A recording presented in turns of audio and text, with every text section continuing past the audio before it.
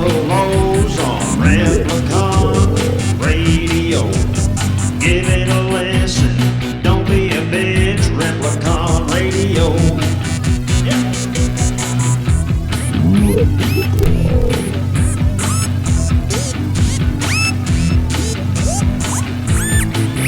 This is Replicon Radio.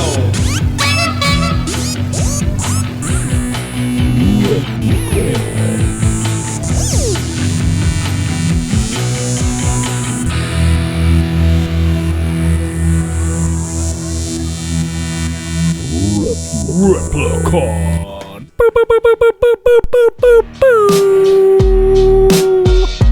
What is up, y'all? What up, what up, what up? Aw, shit. We are live. Oh, sugar doogie. And it's Monday. Good old Monday. A lot of lip smacking going know, on all right? of a sudden there. It's Monday. Everyone was excited. Everyone was lip smacking. How is everybody doing this fine evening? I hope y'all remember to take your meds for the day. Make sure you guys are staying happy and healthy out there during this quarantine. You're silly. Hey, man, sometimes people get crazy and they forget to do shit. So. Well, sometimes we get crazy over here at Replicon Radio, man, and guess what? We do it every Monday night. So we're just reminding everybody to not forget That's right. to do the main things that you need to do, the priorities that you need to do. Like subscribe to our YouTube channel. That's a priority. Yep. And you take your meds. Hey, if you didn't know, my name's Freaky P. And I'm Big Roo. And this guy on I'm the Dead phone. Body Man. We're put us all together and we formed the sausage party that is Replicon Radio. Yeah. That is us. Yeah, buddy. Yeah. Welcome to the party. Hell yeah, man. Tonight on the show we got Franklin Embry and them Bourbon boys The Bourbon Boys. coming to kick it with us. If you don't know shit about them, go listen to them. You Go gonna look learn? them up and listen to them. And you going to learn today. You gonna learn today. Yeah, It's gonna be a good buddy. time, man. I'm excited. I'm going to learn something. Are you? Mm-hmm. Yeah, what you gonna learn? I'm going to learn about the Franklin Embry and them Bourbon Boys. That's what I'm going to learn about tonight. Absolutely. Hey, before we get too deep into the show, I want to. Well, we all want to give a special happy birthday to a whole bunch of people. Right? There's a lot. Today's a special day. Apparently, like everyone was freaking born today. Saw that. Shout out to the homeboy Joe Wiggles first and foremost. Joe Happy Wiggle. birthday. Go follow that dude. Wiggle Works. Get your circuit bending Circuit toys and learn about fucking beards and fucking crazy shit. I don't know. Your circuit toys. But he's the homeboy. Shout out to motherfucking Joe Wiggles. Happy birthday. Happy birthday to the motherfucking Dark Lord, Joe Black. Yeah. Happy birthday. Joe Black. Hell yeah. That's Ala Zulu. That's right. He's the homie, man. Everybody loves Joey Black, right? How can you not? Right? Mr. Waterslide himself. Fuck yeah. Haha. The Zebra King. The Zebra King. Hell yeah. Also, my homie, your homie, Blaze your dad homie. Happy birthday, Chris. We love you. Man, Happy birthday. Dead Body Man's daddy. Dead Body Daddy. Dead Body That's my brother. He ain't that much older than me. That's good. That's good for him, I guess. I mean, everybody's older I than guess. you. Everybody is older than me. Happy birthday to the motherfucking Gorefather scum from Russia with love. Beep, beep, beep, beep. Happy birthday. Happy birthday. Shout out to the homeboy Davis Bird, the motherfucking owner and fucking sound man and bartender and DJ and fucking badass fucking dude from Carl's Tavern. Shout out to the Ice Machine. Happy Happy birthday. birthday. Shout out to the Ice Machine. Hell yeah. We were supposed to be seeing you, but we don't know if that's going down Oh, or it's not. canceled. No, it did finally They got get canceled. It's canceled. Well, thanks for letting me know, man. I already had fucking my shit packed up and ready to You go. were already packed. Ready to go. I already had a fucking Airbnb paid for that I had to get refunded, so unfortunately. That's all right. That's all right, mama. That's all right, you. It'll just get booked later on in the year. Yeah. Yeah, you guys didn't. We mentioned it, right? But yeah, Nasty Bash was No, we never did. 'cause we postponed. That was didn't on know for Patreon. sure. We mentioned it on Patreon. Yes, sir. We were secretly scheduled to host Night 2. night 2 of Nasty Bash. Was it 5? It's either 4 or 5. 4 or 5. Nasty Bash 4. And unfortunately, it's canceled, postponed. I guess it's canceled, postponed, whatever. We don't know. So that's both. Rescheduled. The original date got canceled, and it might be postponed on another date. Yes. And then also, happy birthday to the homeboy Elmer Elmer Fudd, happy birthday. down there with the shrunken head. Razzy's roomie. The Razzie roomie. Yeah.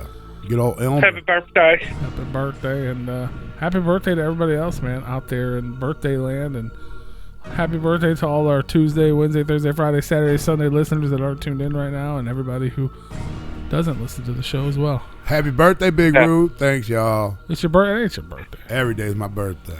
Oh, yeah. I get gifts. What do you want for your birthday? 2 lollipops. Ooh. I don't think I got some of these. What are these called again? Are they worms? No. Juicy Gummy Fun Bugs. Yeah, juicy gummy fun bugs. I got some Juicy Gummy Fun Bugs. And they're delicious. And I heart them bourbon boys. they're juicy. The fun bugs, not the bourbon bugs. Oh. Juicy. Is there 1 or is there 2? Or is there 3? Or is there 4? How many of them are there? There's a in whole this bag group? full. No, I mean in the group. On the bourbon boys? Yeah. Stay tuned. You guys over there eating gummy bears and shit? No, they're Juicy Gummy Fun Bugs. Yeah, they're bugs, bro. Oh, the bugs. juicy gummy fun bugs. Juicy Gummy Fun Forgive Bugs. me. I literally bought them because of the title. It made you feel good inside? They did. How good are they? And I ate them, and they did it again. Oh.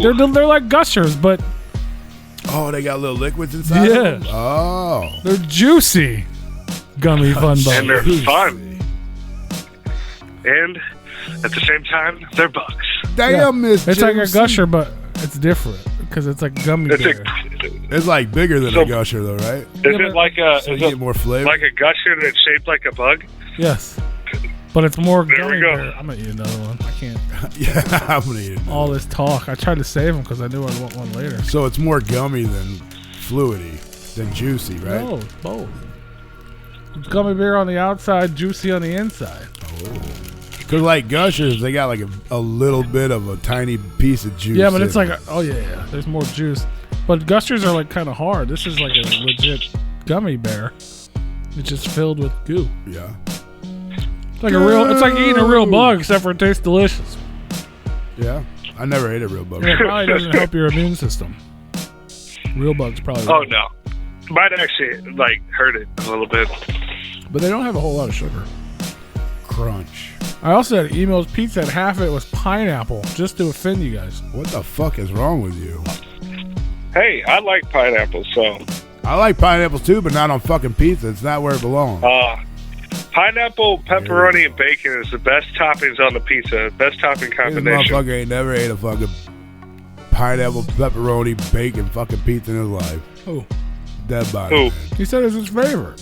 It's my favorite. How It's you like tell me he's the never had his favorite? Whoever puts pineapple on pizza should be shot. Right there, right there. Show Should it be to you. shot. I'm going to get my pistol. I did it right here. I had it today. I had it yesterday. I had Mr. X's pizza. That was on there. But This motherfucker been eating pizza for the last 18 days. I disagree with what Oh. he said. I don't think it's the best. It's not even close. Oh, no. For my taste buds, that combination of sweet and savory is delicious.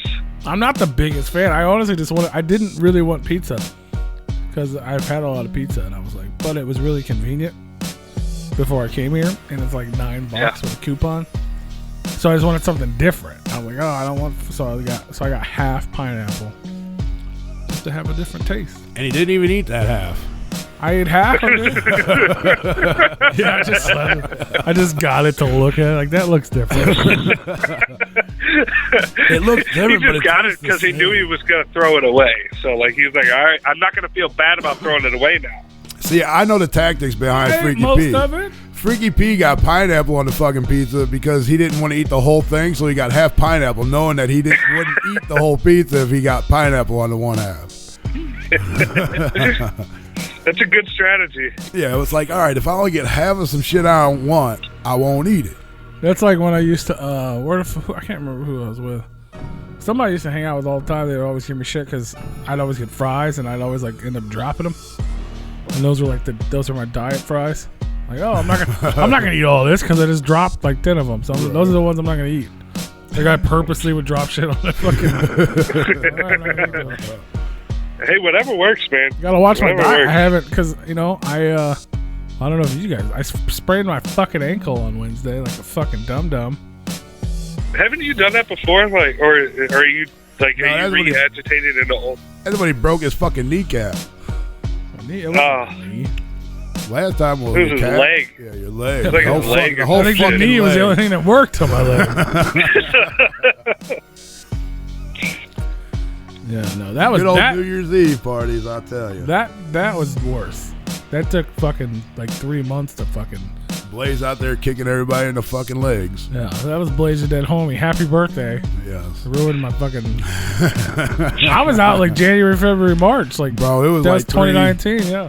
3-4 fucking months for sure.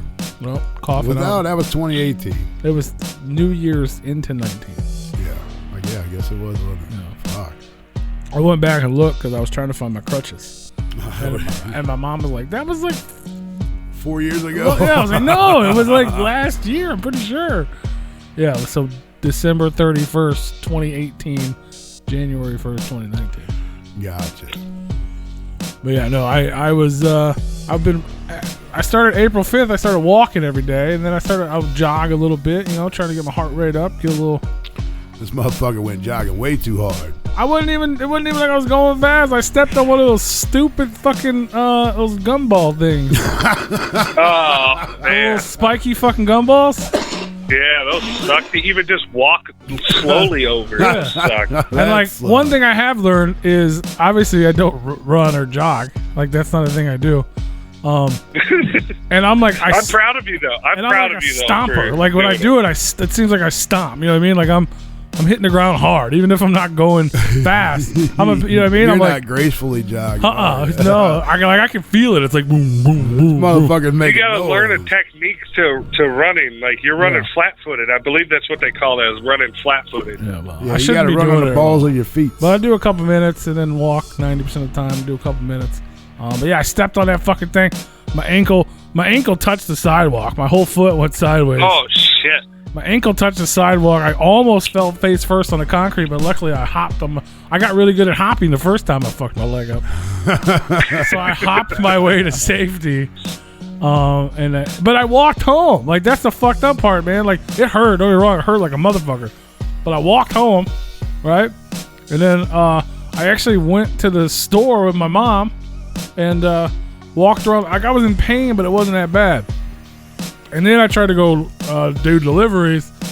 I got 3 in, and I was almost in tears walking to somebody's driveway. Like it hurt so fucking bad. That's because you stopped and let it rest. If you Yeah, I would've just caught kept up. on Well, yeah, I walking took my around. shoe off. Yeah, I caught up, and I was out. I was out the rest of the day Wednesday, the rest of the day Thursday, the rest of the day Friday.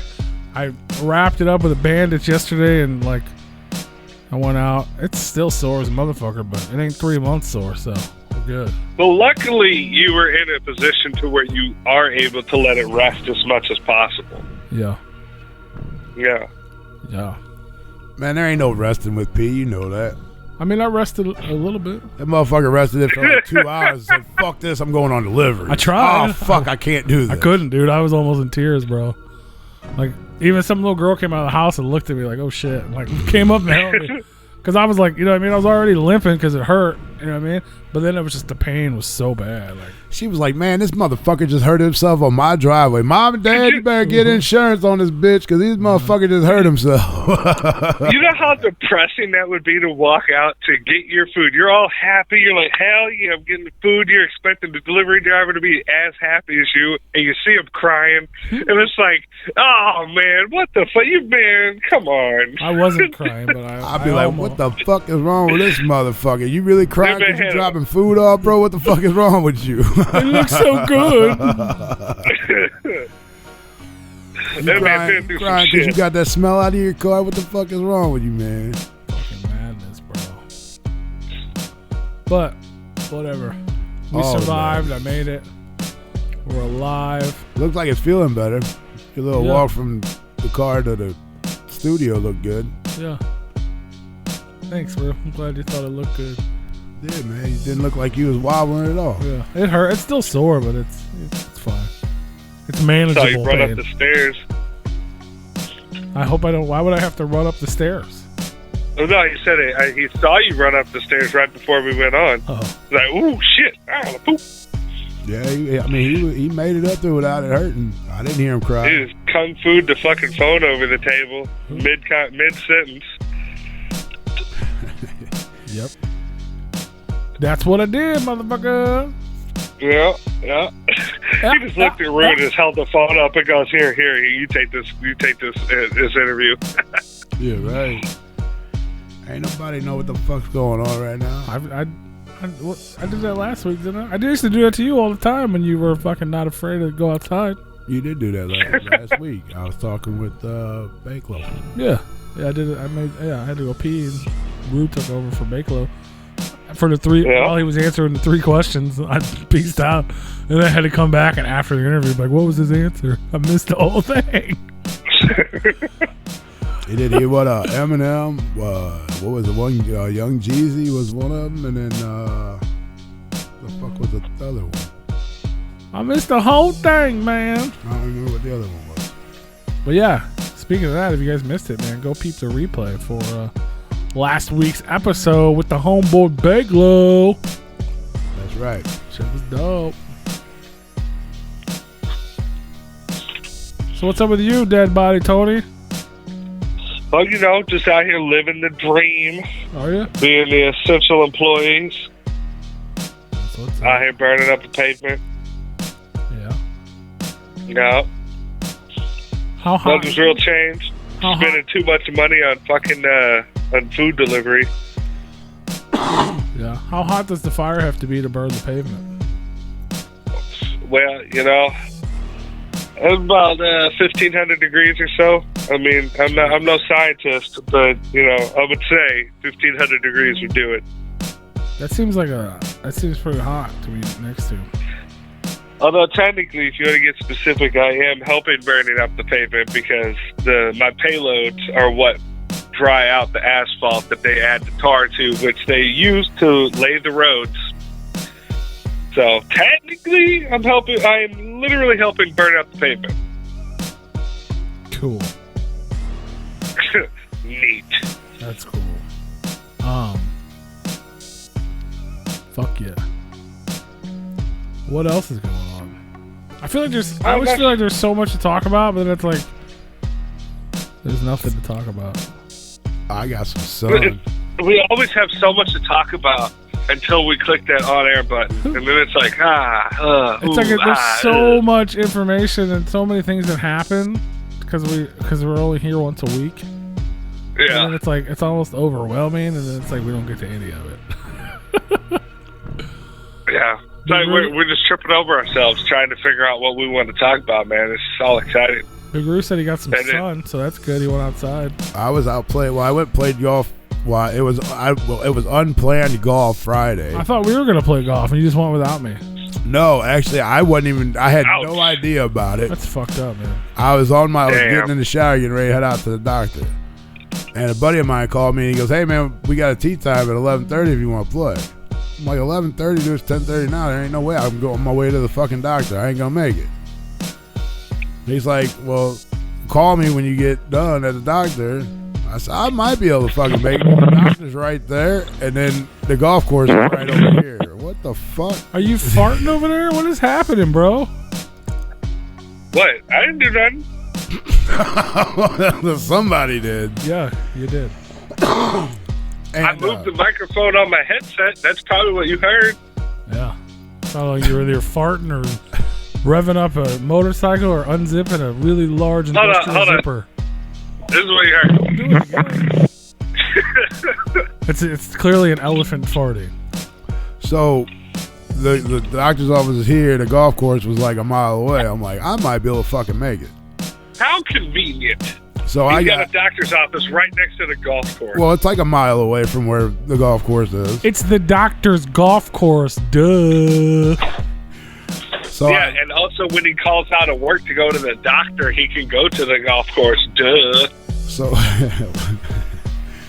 So I was at the doctor. I was only there for like 5 minutes. I was getting a shot. So I got out of there, and then I called them. I said, well, where the fuck you guys at? They're like, well, we just finished up hole one, or we're on hole one. I said, well, wait for me. I'll be there in a few minutes. It's like, well, we're just going to play, just catch up, and fucking we'll go back and play the whatever holes you missed. I'm like, all right, cool. Were you getting a coronavirus shot? No, I was getting my testosterone shot.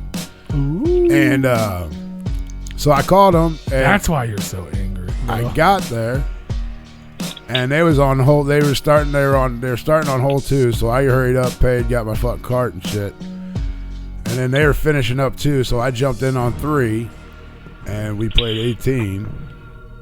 And I didn't know if I was gonna make it, but I missed 2 holes, and then we went back and played the 2 holes, and then we sat out, bullshitted in the parking lot after that, and then it started pouring down rain, and we said, peace the fuck out. And I wasn't even invited at all. Well, like I said, it was it was like last minute fucking. I didn't even know if I was gonna make it. This motherfucker did a whole doctor's appointment last minute. He couldn't be like, hey, remember we talked about going golfing? I'm about to go. Well, it's not an appointment. I Technically, just go. you wouldn't have been able to do it anyway, because you had a bum-ass ankle. He didn't know that. I mean, it was in the Discords. But no, so when I go like every other Friday, I don't make an appointment. I just go, and then they squeeze me in whenever they can. So I might be sitting there for 5, 10 minutes, 20 minutes. That's gangster as fuck. And yeah, so and then He played 18 rounds and only shot 16 holes. That is the lowest game he's ever shot in a round of golf of his life. No, we went back and played the ones I missed. I would have figured you just chalked it up like, well, I got par on those holes, or I got hole in one. No, we actually played a scramble when I got out there, because there was 5 of them until I showed up. Then we played a scramble, and I actually played pretty fucking good. I was actually a little surprised. And then Saturday, it was fucking pouring down rain, so I didn't do shit. And then yesterday, I went outside in the yard and started working on my chip shots.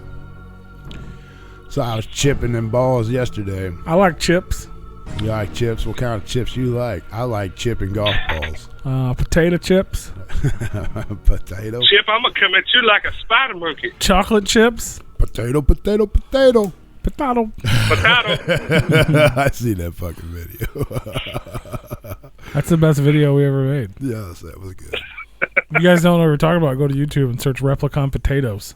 Yes. It all makes There it sense. is. Yeah, it'll all make sense to you. It's going to be as clear as mud. Yep.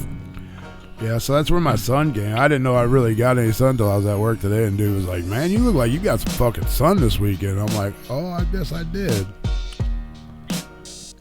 Sun out, gun out, or whatever. Sun up, gun out. Sun's What? out, sun's out, guns out. Yeah, there you go. I didn't get any sun. I was sitting around with my leg up in the air. Oh, apparently we're gonna play again this Friday, but it's at 9:30 in the morning tee time, and it's like an hour away, Yeah. and it's $30. So I don't think you really want to play that one. It's a tough course. I need to take. Is $30 that expensive? Yeah, it is kind of, because when we're used to paying like 20, 25. That An extra $5 is a little expensive. That but doesn't include the cart and shit? that includes the cart with 20, 25. That doesn't include the beer? No. Well, yes, it does, because I bring my own out there. No. I don't buy beer out there. Fucking crazy. Well, who would? The rest of the gang, You bring a cooler, right? I bring one, yeah. Why wouldn't you? We take a cooler everywhere, though. That's just... I learned. Yeah. Here we go. I've taught myself that I need to take a cooler anywhere I fucking That's go. where trunk beer was born. That's right. Was in the trunk of your car. That's right. Never leave home without a cooler. I miss trunk beer, man. I miss that shit. There's some in the trunk right now. I ain't bullshitting I you. believe you. I don't want. It's probably all musty and moldy and Yeah, I don't shit. want And old that trunk cooler beer. hasn't been cleaned up. It's No, from when I- he went to play golf unannounced. He was prepared enough to pack a cooler. No, it was there Oh, yesterday. it's still. No, It's I took the I didn't even cooler- know. I didn't even know we were gonna play golf. I just went to the doctor first, drove all the way over there, packed an entire cooler, had all No, my I golf didn't- stuff I in the did- car. I did Had not. no idea we were gonna do that. No, I didn't. I didn't bring any beer with me that day. I actually. we only do this every other Friday, and this is our off Friday. I had no idea. I actually bought beer at the clubhouse Friday. Crazy. But no, A 12-pack with a Snooks label on it. no, I had. No, I packed the cooler up yesterday while I was chipping balls, and then I fucking hung out with the neighbors for a minute. For a Chipping long- balls. Had a couple beers, and then I put the cooler back in the trunk. Had a couple beers in it. Ice was still there, so they're still cold. I checked them on my way home from work today. They're still cold. You had one on your way home from work today? No, I checked them.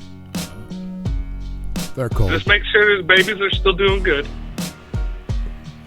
Yeah, there's like 3 or 4 in there. Always got beer in I don't want to just go get a beer out of the trunk just cause. I'm just Oh. trunk beer. Why not? Is Fuck part, it's not just the beer in the trunk. It's the beer. The reason the beer is in the trunk. Like Because we're going somewhere. we're somewhere. We're doing something. We're, you know what I mean?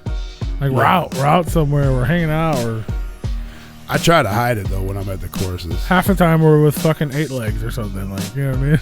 You know? I can be like, bro, draw something. Yeah, this place where we're fucking going Friday, I don't even know if I'm going What to a be draw able to you get it got, or not. man. Damn. We had a tournament out there years ago, and they were being dicks. Why? It's like a fancy place.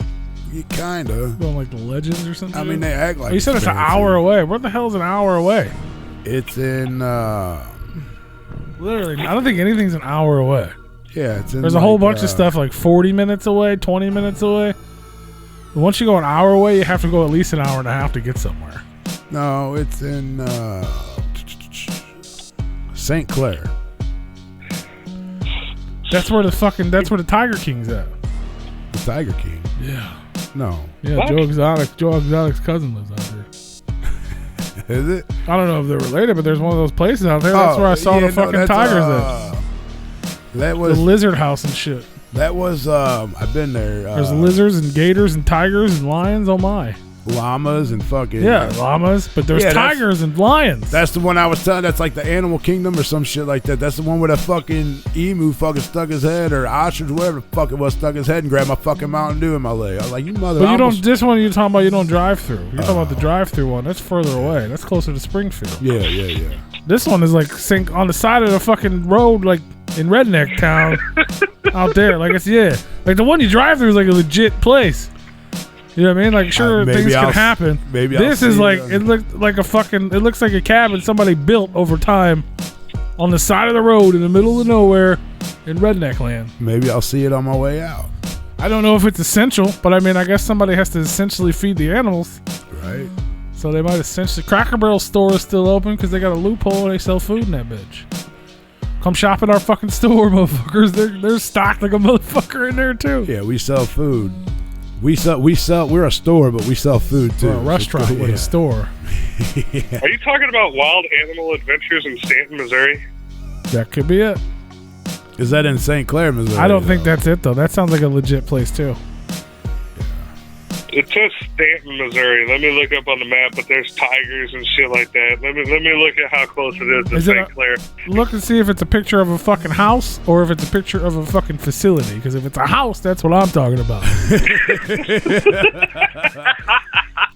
Oh, fucking Joe Exotic got fucking Because I went tigers into just roaming somebody's free. house that they had turned into a gift shop. You walk through the back door of this house, and then it's a fucking aquarium. There's like a fucking concrete moat with alligators in it. There's glass, like, It's just a bunch of squares that they had built in the wood, and they put fucking tanks in them filled with lizards and spiders and shit. And then you walk out to the backyard, and there's a trail, and it's fucking fenced. One side is a fence, the double fence with fucking lions and tigers in it. It's a double fence. That's how they keep them in. Yeah, 2 chain link fences, it's all the way around. And then on the right side, it's just like wooden gates and shit, and they got like fucking not scary animals, like llamas and chickens and gophers and shit. You know what I mean? You can like stick your hand in. But yeah, then there's a fucking, I told you, remember I told this story before? The fucking thing roared, and I literally felt my soul exit my body. Yeah, you were talking about that week, last week bro, or 2 weeks ago? Yeah. Joe Exotic. Freaky P Exotic. We need to open up one of them motherfuckers. You what? You gonna put some tigers in the backyard? Fuck yeah, some dude. What, tigers $2,000? Let's fucking start buying some tigers and fucking have people come and I mean, I guess they are affordable. We'll charge like fucking $20-$30 for people to come here and look at the fucking lions and tigers and bears. Oh my. Yeah. Wasn't Joe Exotic and them charging like $300-$400? I mean, I'm just talking about $30-$40, dog. We can make a lot of money off of that. No, because you gotta feed the fucking things, bro. Yeah, it's not even enough money like, to feed them. It's not like you feed them a can of dog food or something. No, you take like $10,000 a month to feed them. We just like get a loan. Just take a loan out for the first every month. No, just the first month. We'll you make think the money make back. you're gonna make fucking 20, 30, 40 grand a month off $20? Trust me, man. We can make some money. You put a sign up that says I got fucking I got live lions and tigers and roos. Yeah, these motherfuckers will drive anywhere to see this shit. Remember, lions and tigers and you roos. You watched the Joe Exotic, bro. Come on, how many people did you get? How many people came through the gates at his place? And they were paying $300 though to afford to keep them things. See, these motherfuckers are gonna pay $30-$40. We gonna get twice as many motherfuckers coming through the door. I think I found it. It's like Wesa Agia Ya Sanctuary. I don't know what you said, so that's probably it. It's in Warren County. And you look it up, and all it is the owners plead guilty to lying about animal charges. It's not deemed a sanctuary by judges, and it's tied to Tiger King. It's really? Agia, yeah. Yeah, it's Wesa Agia Animal Sanctuary, something near Warren County or some shit like that. That sounds like a place. It says area ties to Tiger King, Big Cat Exhibition. That might be. Yeah. That's how I Don't get me wrong, man. That's one of the coolest things ever to be that fucking close to a fucking lion. I'm telling you. But it was also one of the most frightening things ever. Like, you never know what the motherfucker's gonna do. Because I was like, there's no fucking way that is gonna protect me if he wants out. I mean, and when that thing, I swear to God, I don't know how I did not pee myself. Like, for real, dude. That was, I have never, like, and I can be pretty jumpy sometimes. I have never experienced anything like that, dude. Like, I would love to fucking see. I want to take you to a real life, like, wild animal exhibit where you can come face to face with wild animals. I did. Just fuck the animals, fuck the tigers and lions. I want to see your expression on these damn. Fucking P's soul came out of his body and flew up to fucking heaven, it bro. Did, bro. It did. I've seen you when you were in normal, everyday, sketchy situations. You were like, fuck that. Yeah. I want to see your expression when you come face to face with a fucking tiger. I'll tell you, when I was at that exotic place, though, when I seen the panthers and shit, dude, them motherfuckers were badass. And they was fucking out there roaring and fucking playing, but they weren't real loud. Like, they was like, rah. Like, they were like talking, I guess. They weren't fucking screaming. Oh, is this the place what is this called? Amoshingamas, that's some more. That's the name of the place.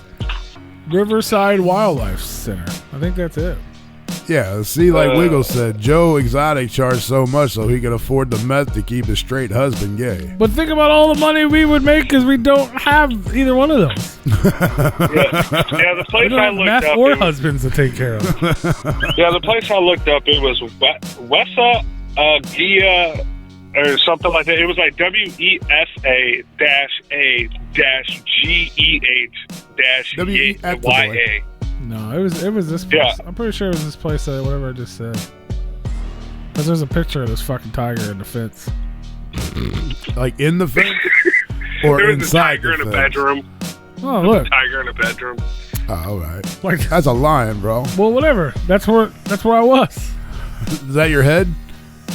I wasn't leaning in like that, but that's yeah. And that motherfucker, yeah, that's what that lion is what roared at me, not the fucking. Oh my god. Remind you though, them fence posts are put well deep in the fucking ground to hold a lot of weight. Yeah, okay, so the post will stay there. What about the rest of the fence? It'll stay. Wow. It's What about the part that's supposed supposed to keep him in? It didn't even matter. Like, I mean, don't get me wrong. It was a little like, oh shit, that thing's right there. But at the same time, those cats are fucking beautiful. And you're like, holy shit, I've never been this close. Like, even if you're at a zoo, you can't get anywhere fucking close to one of them.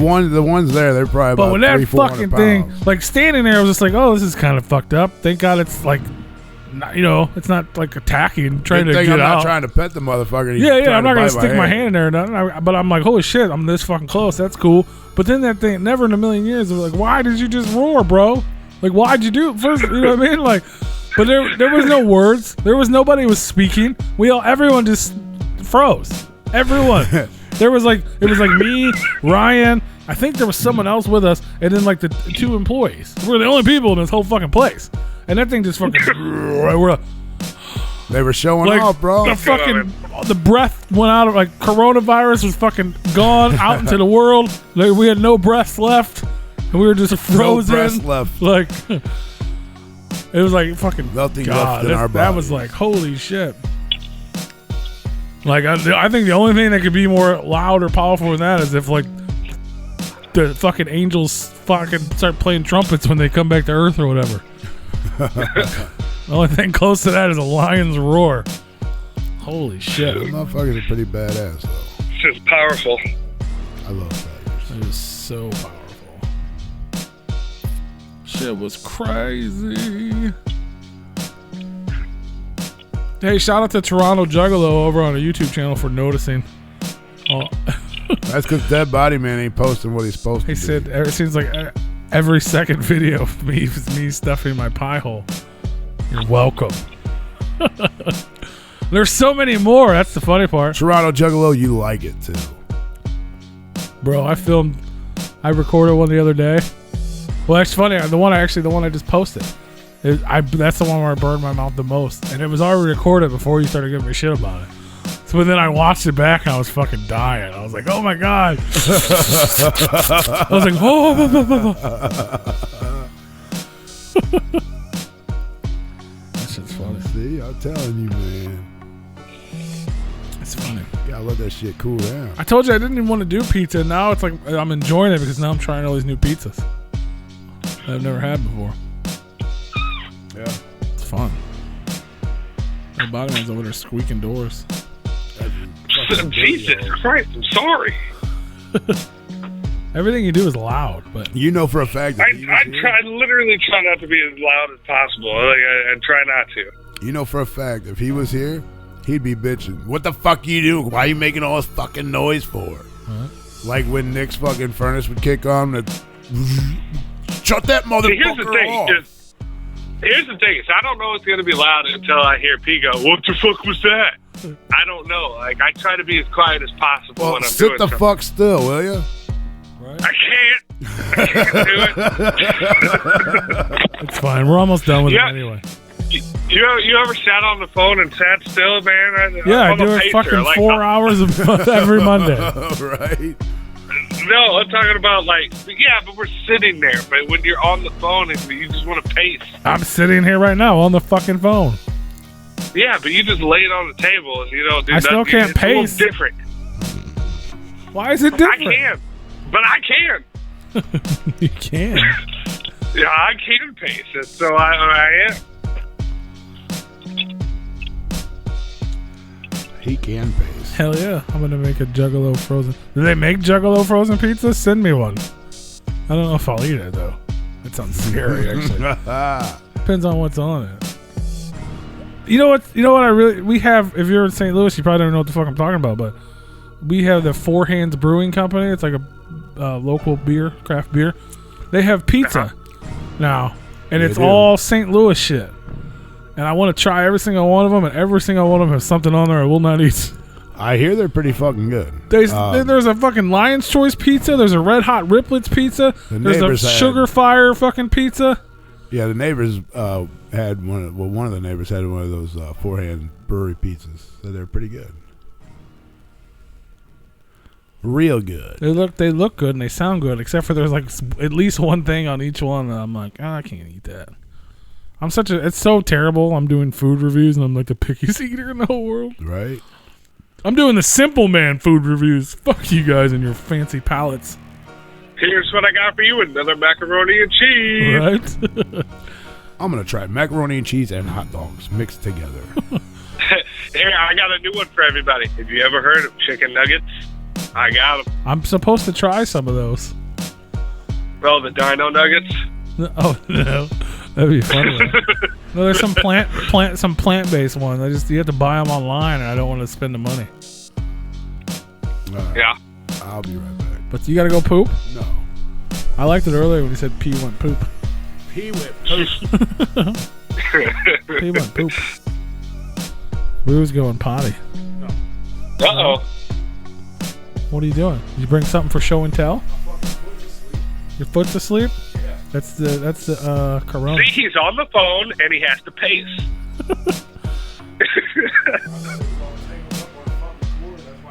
He started. So even though he's essential and he still has to go to work, since everyone else gets to not go to work, he decided he drinks on work nights now. That's his quarantine. Roo? That's his quarantine savior. Nice. I like the new Roo then. Yes. That's the new Roo. I like it. We don't have a whole lot of time left. Did you guys see it? Just happened today. I know our buddy Jason shared it in the Discord. You guys probably didn't see it yet, but I definitely want to talk about the what the fuck is that dude's name? The fat guy who does the voice for Olaf in Frozen.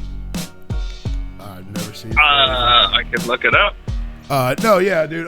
So I got this fucking toothache, and that's why I'm drinking whiskey tonight. Yeah. Fuck that shit, yeah. That's why I'm hitting the fucking whiskey. Well, you drank last week too, and you didn't. I did. It was 420. Everybody was getting high, and I was just getting drunk. His name is Josh Gad. Josh Gad. Josh God. Yeah, I guess he has like a podcast or something. I don't fucking know. But somehow, some way, and it aired today on his YouTube channel. He did a fucking Goonies reunion. Like they had them all together on fucking video with fucking Sean Astin, Corey Feldman, all of them. Corey Feldman's the wild card in that one. Josh Brolin, and it was dope. They all talked about fucking Chunk was there, and he does not even an actor anymore, and he's skinny now. Wow. It was super dope. The only thing it's still there. Baby Ruth. The only thing that sucks about the only thing that I would say is bad about it is it's short. It's so short, and you could tell it was. I think he did it live, and then it was edited because they had weird parts. Like one of the guys' video didn't work, so you saw it happen, but then all of a sudden it was he's back. You know what I'm saying? So the whole thing is only 35 minutes, but they're all there.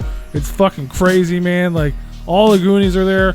All the gooeys talking about all the gooey and then they bring in the Fratelli brothers and they do quotes from the movie. They say parts of their lines and shit.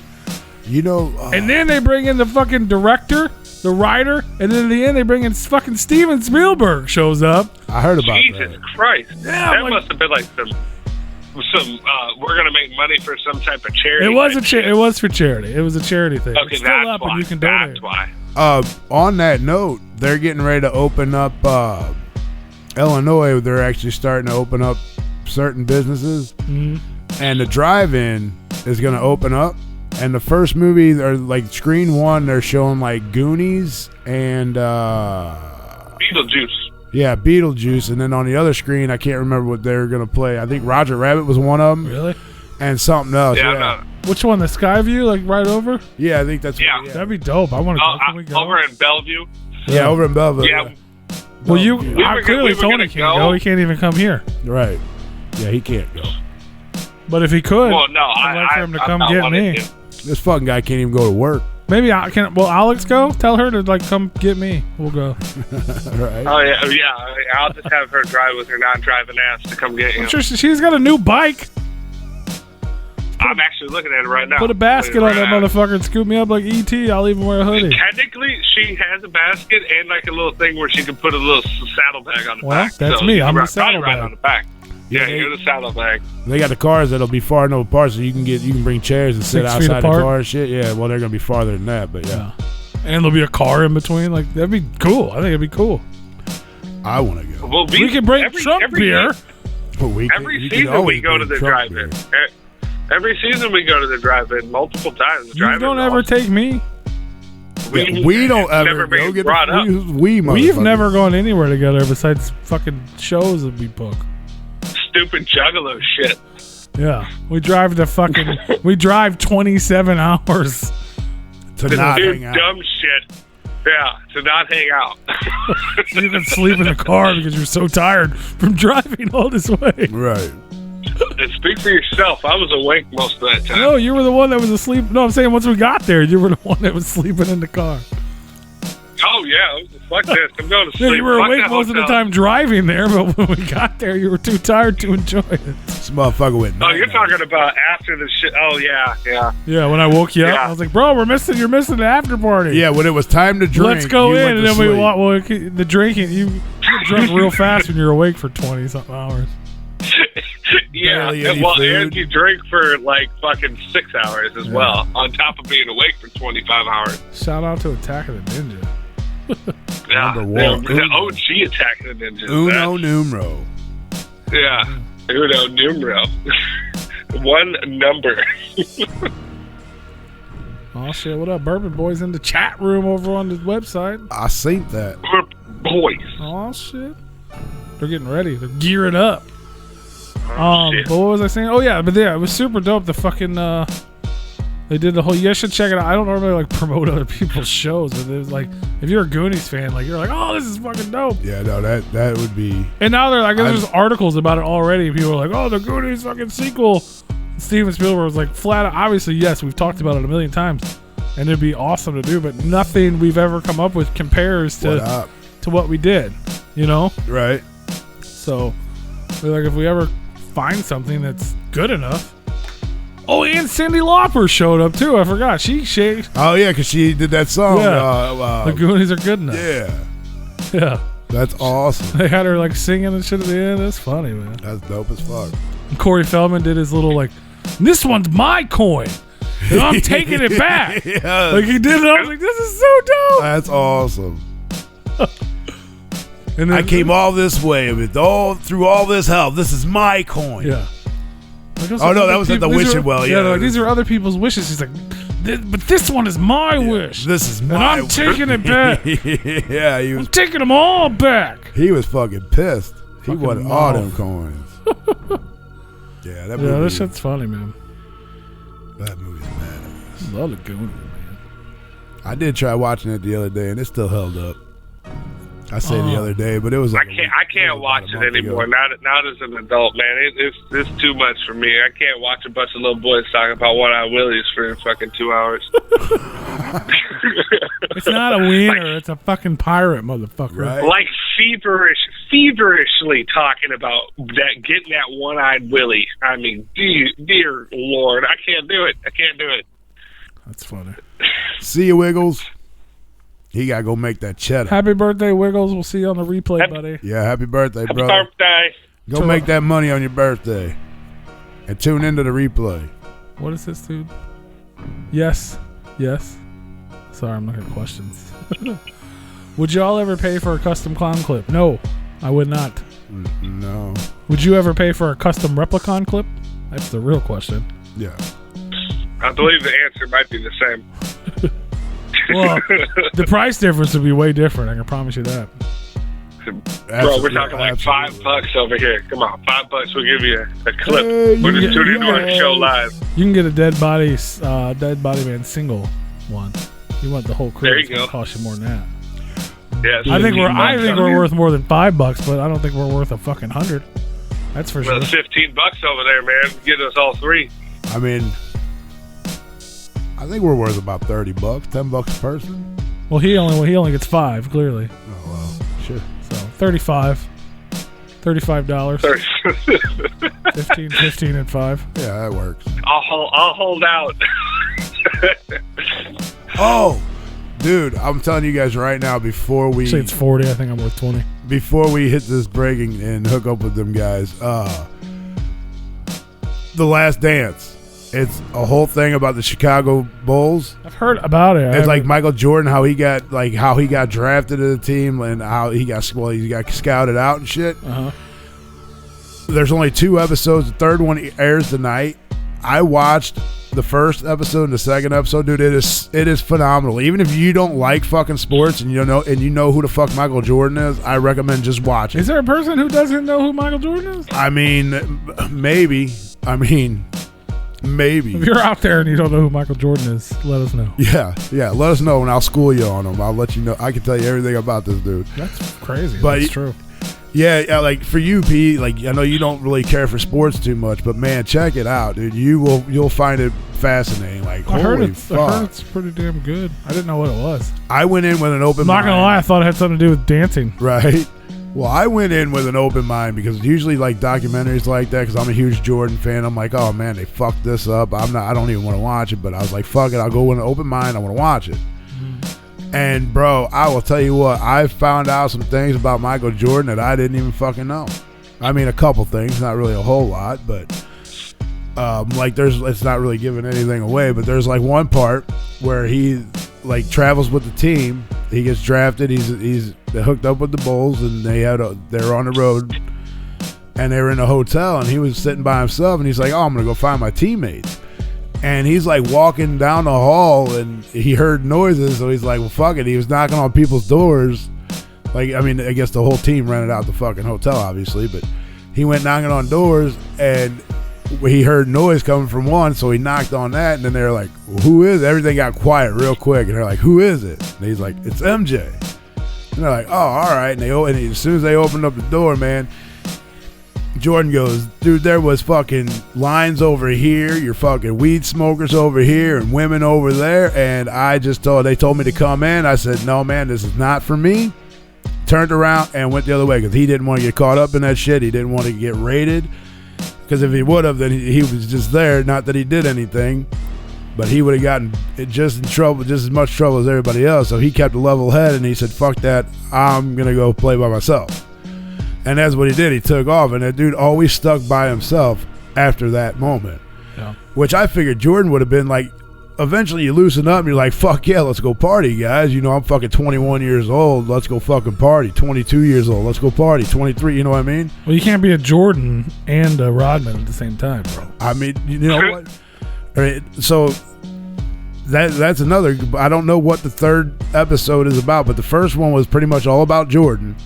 Then the second episode was all about Scottie Pippen and his relationship with Jordan. So I'm pretty sure that, and like Steve Kerr, like I know you don't know a whole lot of the 90s Bulls guys, but like, those are probably the only basketball players I know. Like, okay, so Rodman, Pippen, Steve Kerr's in the fucking video, and he got but that was before Rodman was Rodman though.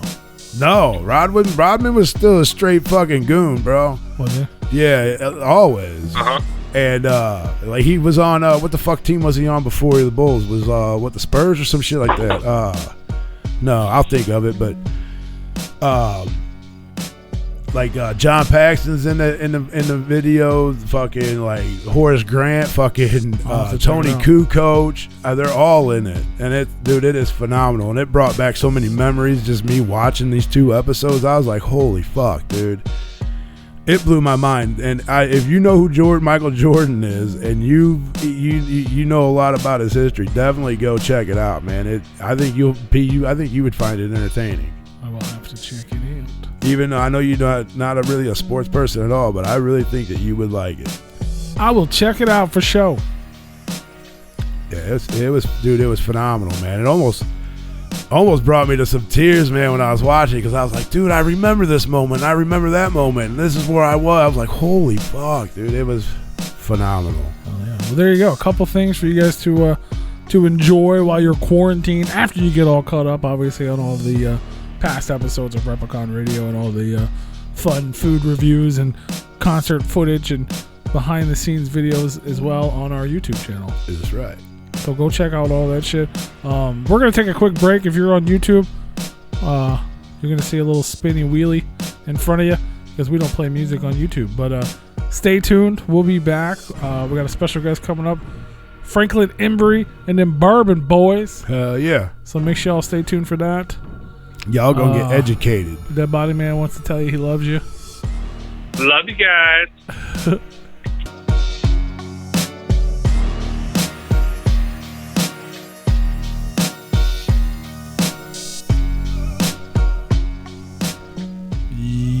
Yo. Uh-oh, we're back. What up, what up, what up, what up, what up? Hello. Hello. Hi. Hello. Hello. Hello, bro. Hello there, sir. What up? What's up, y'all? We're back. We're back over on the YouTube, too. Make sure you guys tell your friends, tell your mom, tell your dad, tell everybody. Replicon Radio is live. Tell them grannies to tune in. I like some grannies. That's right. Yeah. Yeah. Hey, granny, man, they got the best cooking. They got the best cookies. And If you're out there and you're listening, please share. Share the YouTube. Share the love. Share the channel. Tell your friends. share us all. Let me do this here. All right. But, so just like we do each and every week, we have special guests, and that doesn't change at all this week. We have very special guests, actually 2 of them on the line. Give it up for Franklin Embry, them Bourbon Boys. Boop, boop, boop, boop, boop, boop, boop. Yeah. I don't know how to introduce it. There's 2 people, and I said multiple names twice. What's up, guys? What's up, guys? Damn Bourbon Boys. I literally confused myself live because I was like, oh shit. Because it's like, I said one of your names and then I don't say the other. And it's like, I'm a dickhead because I didn't say. Usually all you gotta do is say Drunky, and most of the people that know me know who you're talking There about. you go. Franklin Embry and Drunky. There you go. Yeah, pretty much. AKA them Bourbon Boys. Hell we both have our drunk alias. Like I'm Frankie Tank, he's Drunky Brewster. So Drunky Brewster. That's our drunk. That's fucking awesome. Yes, Drunky that's Brewster. That's our alcoholic aliases. That's what's up. Do you rock the pigtails? Right. I hope so. No, I can't. You should. My hair ain't long enough. You should get like a hat that like. I bet they have to make hats that have like Snoop Dogg braids on the side or something. We'll have to find That one. may be a new idea coming soon. Yes. And I just think of punk. That's all I think of is like the pigtails. I don't know. Jeez, we're already off to a weird start. But anyway, welcome to Replicon Radio, man. We appreciate you guys taking the time to hang out with us tonight. Yes. Absolutely, we appreciate you having us. Yeah, for Hell sure. yeah. Hell yeah, man. Nothing but love. Obviously we let me pull this up here, man. I'm so lost tonight. Everybody's talking about fucking sports documentaries and shit. I don't know what's going on. Jerry Krause is worse than Carol Baskin. Oh God! Heard it here first. Yes. Exclusive. They were, for everybody out there. Rue was talking about it before we went to break, the Last Dance, and then as soon as we got these guys on the phone, they all wanted to talk about it. I'm fucking clueless because I'm not a sports guy and I haven't seen the fucking show, so now I have to go home and watch this fucking thing so I can be fucking friends with all you guys again. It's good, man. Is it just about Jordan? Like the whole No, it's about like the whole from like 89 to like 98 Chicago Bulls. It's just about the Bulls. Yeah. Okay. Well, technically, what happened was, I guess, ESPN or somebody sent a camera crew to the Bulls for the 98 season, and they had all this, they've been sitting on all this lost footage or whatnot for 20 years. So I guess they just decided to make a documentary out of it. So it's telling the whole story of the Bulls and the Jordan era of the Bulls, but, it's based around that final season. Yeah. Whoever did that, I guess that's pretty fucking smart though. It's like a damn time capsule now. Like, do a damn good era of sports. Hell yeah, I definitely gotta check it out. I just didn't know if it like led on to like Jordan like going to baseball and all that shit. I don't know if I might touch base. Yeah. I might talk about. They haven't talked about that yet. Yeah, they might eventually. Yeah. Well, I guess we'll save the rest of that for when we have Jordan on the show. Dude, you get fucked. I was There you go. myself, man. There you go. But right now we got them Bourbon boys. That's right. So it's that bourbon time. Jordan is what do they call him? His airness. We're his drunkenness.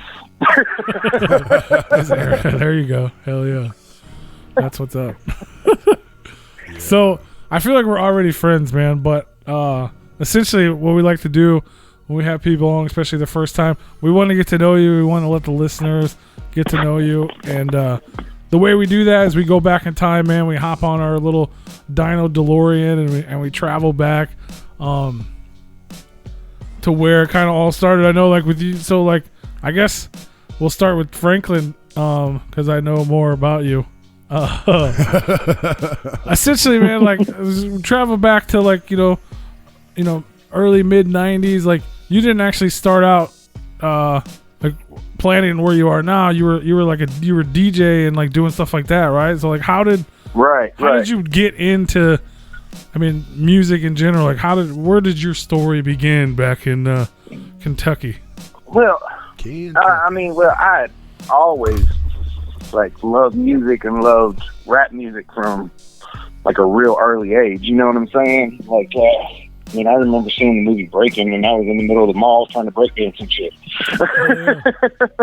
And we must be the same age.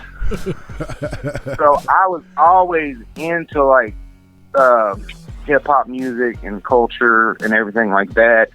And basically, I had a couple friends, real good friends that rapped. You know. And I figured like I could help, I didn't want to be the rapper. I figured I could help them and do, the behind the scenes stuff, do beats, mixing in the studio, DJ, the way I actually got into DJing is because I went to a rave and I just thought and the rave scene back in late 90s, early 2000s, it was all based around DJs. You know what I'm saying? And I was watching people DJ, and I just thought it was cool as shit. So that's how I got into DJing. But yeah, so I began producing, engineering, DJing for friends of mine, because I had faith in them and I wanted to see them take off. I really didn't even become like a rapper until they had all started having families and gave up on music, where I was sitting here like, well, what do I do now? Because I'm a lifer. Like, I'll be writing music when I'm 80. Hell yeah. You know what I'm saying? So that's actually how I got into it. I was like, well, I guess if I'm going to continue to do this, I'm going to have to step up and be the artist. He's like, I'm over here making all these beats, and now everybody gave up rap. I guess I'm going to have to rap over them. Right. Hell yeah. Pretty much. Hey, that's a damn good place to start, right? So, so you were doing that, like you were actually like DJing all over town. You were making beats and stuff as well. And, like, right. You got pretty popular. Right. Yeah, I was a club DJ. Back in the early days, there was this club called Club 101. I was the resident DJ there, and then basically, I guess it was 2003, 2004, I moved to Orlando and went to Full Sail. And when I graduated from Full Sail, I moved to Nashville, and I started working in the Nashville scene, as an engineer, which that scene back then really wasn't for me, because, I'm way more creative, and I don't know, all the creativity, like from the engineer aspect, especially like when you're in Nashville, and you're basically working on publishing demos all day, Yeah. like there's no creativity in it. It's just song done, song, no creativity. So that's when I decided to come back home, and I opened up a studio here in Owensboro. So you were out there. You were in Kentucky. You were already. Were you making beats then, or you were just DJing? Like, is that? Yeah. Are you Yeah, I basically, I started DJing. You know, I got my turntables before I ever got my beat machine, my first beat machine. So I started DJing, you know, and from there I started making beats, you know, and recording like my friends and people around me. Then basically was when I decided, well, if I'm really gonna do this recording thing, I need to learn what I'm doing. So I went to school for it. I gotcha. So you're already popping in town, but then you were like, okay, this is real, and you went and got a degree in production at Full Sail. Right. Dope. Right. How was that for you, man? That, you know, it's funny. When I was a kid, I always dreamed of going to Full Sail. That was like the one place I wanted to go. The only school I ever dreamed of going to was Full Sail. Well, I absolutely loved it. Like I'm a total and complete gear nerd. Like, I love gear. So I remember going down there on to visit the school to see if I was going to actually, you know, go to school there. Yeah.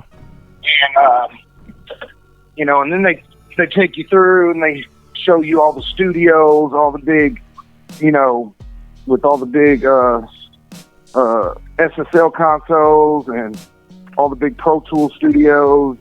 Like, and they just had me at that point. I was like, man, I got to be in these rooms. I got to learn how to do big boy stuff. You know what I'm saying? Oh yeah, that's awesome, man.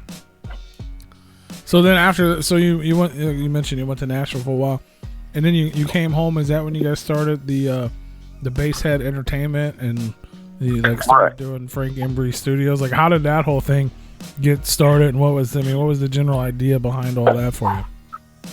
Well, once again, it was my buddies who I had faith in, who I thought were amazing rappers. You know, I basically wanted to put all my energy in helping them, you know, chase their dreams, and you know, and then make some studio money on the side, recording for other artists and stuff like that. So that's where the whole Basshead came from. That's what's up. Luckily, it's not from the. Did you ever regret that name with the obvious drug reference to Bassheads? And was that ever a thing? I didn't. I didn't. Like, all of my names, like before I was Franklin Embry, they called me Beats by the Blizz, right? And or DJ Blizz, that was my DJ name, DJ Blizz. Like, anybody know Blizz is the street name for crack. So, being Blizz was always a metaphor for being dope. You know what I'm saying? That's what it was. It was just a metaphor for being dope. And so, yeah, I mean, so that's where Basshead came from. It all goes together. See, that's why we have these conversations. I would have never known that. That's what's up. See, now that's dope. See? That's dope. So then you call yourself a that. See? It all makes sense. Now you learning. See, we learning. That's dope. Peel another layer off the motherfucking metaphorical onion, fam. We're getting places. We are getting places, man. Hell yeah. So like that, I mean, and then with the Basshead Entertainment, like you were getting a big name with that, with doing all that stuff, like getting people out there. You guys started doing like tours and like what was going on during that time? Like, we were mostly promoting our own local parties at that time, like, because in this area there wasn't an abundance of promoters, and those that were promoters, they didn't care if the artists made any money. they're worried about them making money. So basically what we did was we just started throwing our own parties in town, throwing our own shows. And we were building a name from there. What really took off for us, and we really started building a name when do you remember the Mim song This is why I'm hot? Yep. Hell yeah. Yep. Oh, man. Yeah. All right. Well, a radio station hit us up, and Diedrich was in good with them, and they wanted us to, remix that song. And yeah, the radio station was Hot 96, so it was like, this is why it's hot. This is, they wanted us to remix that song. So we're in the studio, like, what do we do? Well, there was a rivalry going on at the time, like 106.1 and Hot 96. They were the two main radio stations, and so I was like, well, why don't we just diss the other radio station? Makes sense. Hell yeah. And Get them. So it turned out to be, a diss song, that Hot 96 put out to 106, and it took off. I mean, it was on their top 8 at 8 for like, I don't know how many weeks in a row it was, so long ago, but it was on its top 8 at 8 for 10 weeks at least. Hell yeah. something like that. So, and that's where our buzz really started to take off, was by doing that. That's fucking dope. Hell yeah. Dissing radio stations and shit. Fuck yeah. This is I'm hot. Funny thing is one of the DJs at the other radio station, like years later, we were throwing some parties together, and we went to Denny's afterwards, and we were having a conversation. They were like, yeah, we were having meetings about y'all, and we got so we were like, meetings about us? You shitting me? Y'all could have just hired us and we would have made a song for you too. Shit. Right. Hell yeah. So you're from Owensboro. Where is that in like Kentucky? It's about 2 hours north of Nashville. Okay. So if you I don't know if you're familiar with Bowling Green. If you go up 65 to Bowling Green, then you hop on the Natcher, and we're about 50 minutes past Bowling Green. I gotcha. Yeah, I just wasn't sure where that was. Like, I'm more familiar with like Lowville. I wasn't sure where that was in reference to that, but hell yeah. But just if you jump on that Natcher, just be aware it's a boring ass ride. Well, we know not to come visit you guys then. I mean, it ain't no different than us traveling through fucking Illinois. Yeah. All flat grounds and cornfields. Our whole fucking state is nothing. Right. Yeah, we're used to it. It's the Midwest, man. That's right. So you're doing your thing out there. You guys are popping, in the scene, and then what happened? Like you said, everybody just kind of grew up, and people started moving on, and having families, and. Well, here's the situation: was Diedrich, who was, he was the hustler out of the group. He was, he was me. We're both like workaholics and go-getters when it comes to it.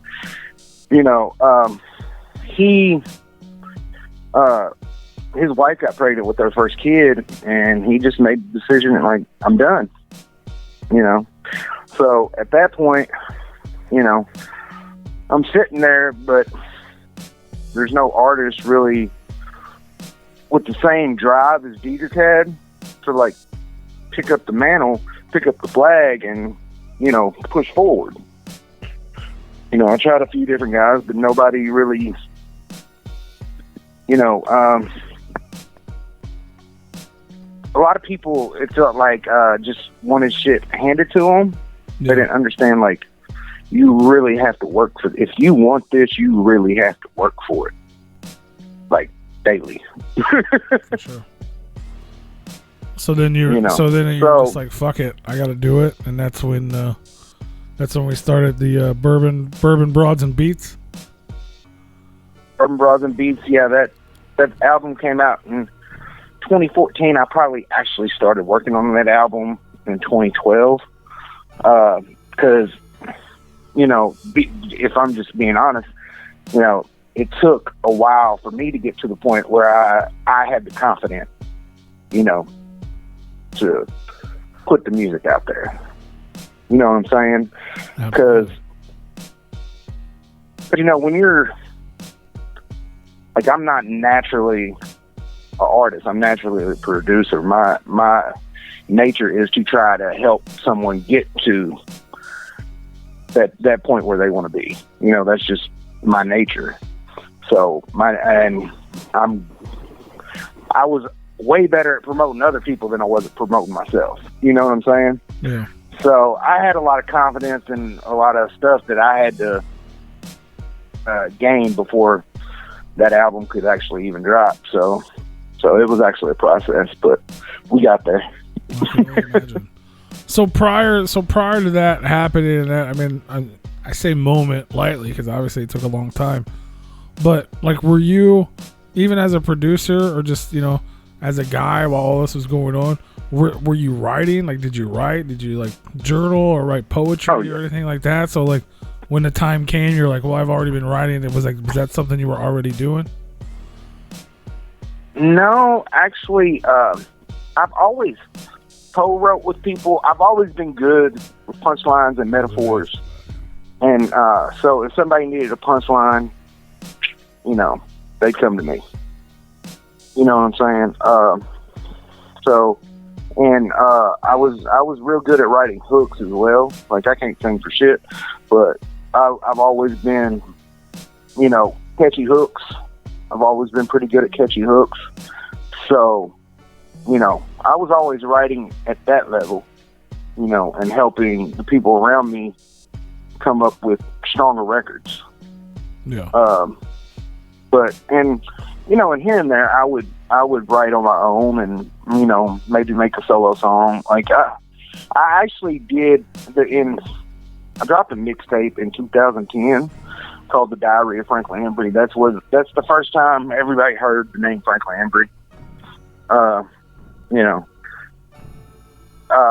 but I mean, if you listen to that today, you could tell, like, I had a lot of growth, you know, but I had to, you know, I hadn't found my voice yet. You know what I'm saying? Like, I see a lot of artists get, you know, when they get behind the mic or in the booth, you know, they want to change their voice. They want to, you know, make it sound mean or, you know, sound like they're taking a shit or, you know what I'm saying? Like, and I was doing that shit. So I had to get comfortable with my normal voice. You know what I mean? I can understand that. Absolutely. So, so was it, I mean, was writing like an issue for you, or did just, like you said, you were used to helping other people and stuff, it just kind of came natural? Yeah, no, writing was is once I figured out how to find the bounce on a beat and not be so straight, you know, actually swing with the beat, rap on off beats and stuff like that, you know, instead of just being like this and rapping like this, you know. Yeah. Once I figured out how to do that, writing has always came pretty natural to me, you know, because I've always had like a lot of shit that I felt like I wanted to say, you know, and it was easier to put it, you know, in the song than, you know, talking about it. Yeah. And a big change that I made too, right around that time, was I stopped actually putting pen to paper. See, like, when I started writing, you know, I was, you know, always writing in the notebook. Well, when I started working on Bourbon Broads and Beats, I pretty much put the notebook down, and, you know, I was like, I got a studio right here. I can just sit here and I can come up with 4 bars. You know, and it took a lot of the overthinking out of the writing. You know what I'm saying? Yeah. Like, for me, when I put pen to paper, feels like I tend to overthink it. But when I'm just in the studio vibing and I can just lay 4 bars here, 4 bars there, you know, it's just a total vibe, and it's not, and I'm not overthinking it. You don't have all that time to go back and look at it and think twice about it and try to come up with something better. Or right. I can see that, absolutely. So then from dropping that, the first album there, and putting it out there and be like, okay, I'm an artist now, this is what I'm doing. So what led to them Bourbon Boyz, and where did we get Drunky Brewster, and when did you guys meet up, and how did that whole process? Well, before we get there, I have to give a shout out to Twang and Round. In 2014, when I released Bourbon Broads and Beats, you know, basically they ended up rapping on one of my beats that I sent to Charlie Farley. And so when I heard them, I reached out to him, you know, said this, said, hey, I'm Frank, you know, I heard y'all on my beat, y'all killed it. You ever need anything, you know, hit me up. Well, they hit me up and they found out that I DJ'd, I shot video, you know, and did all the stuff that I do. And they invited me to go to Florida with them for a 2-week promo run.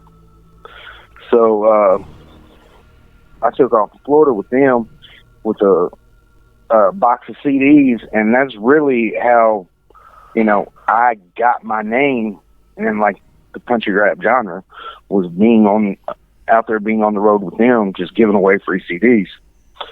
So, well, hell yeah! And then I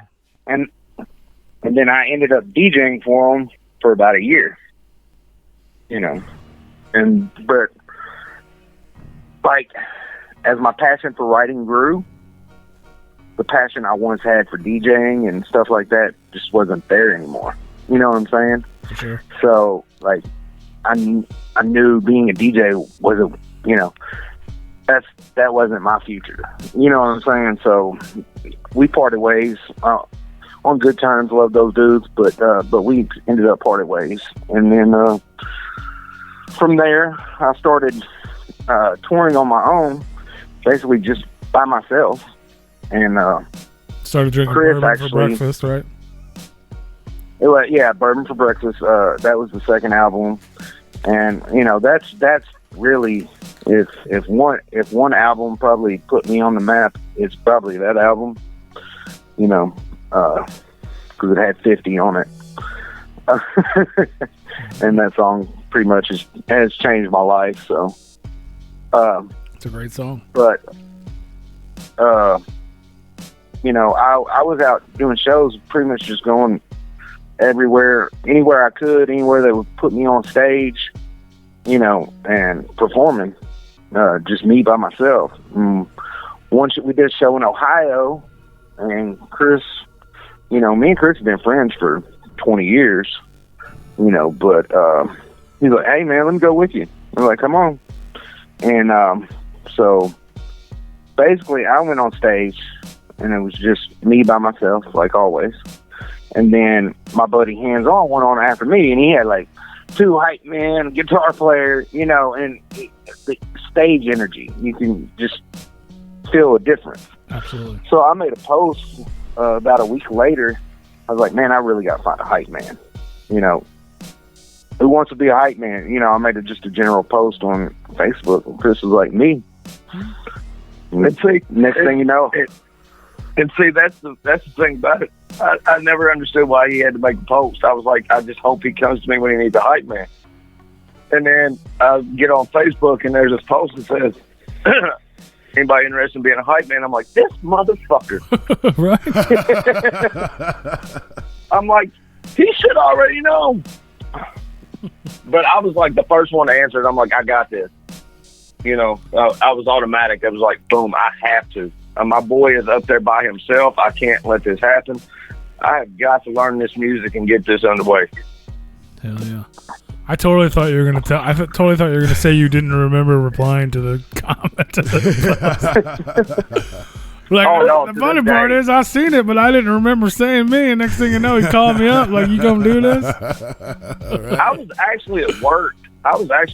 When that came across my live feed. Like, I had a minute to kill, in between stops because I delivered beer. And I was like, this motherfucker.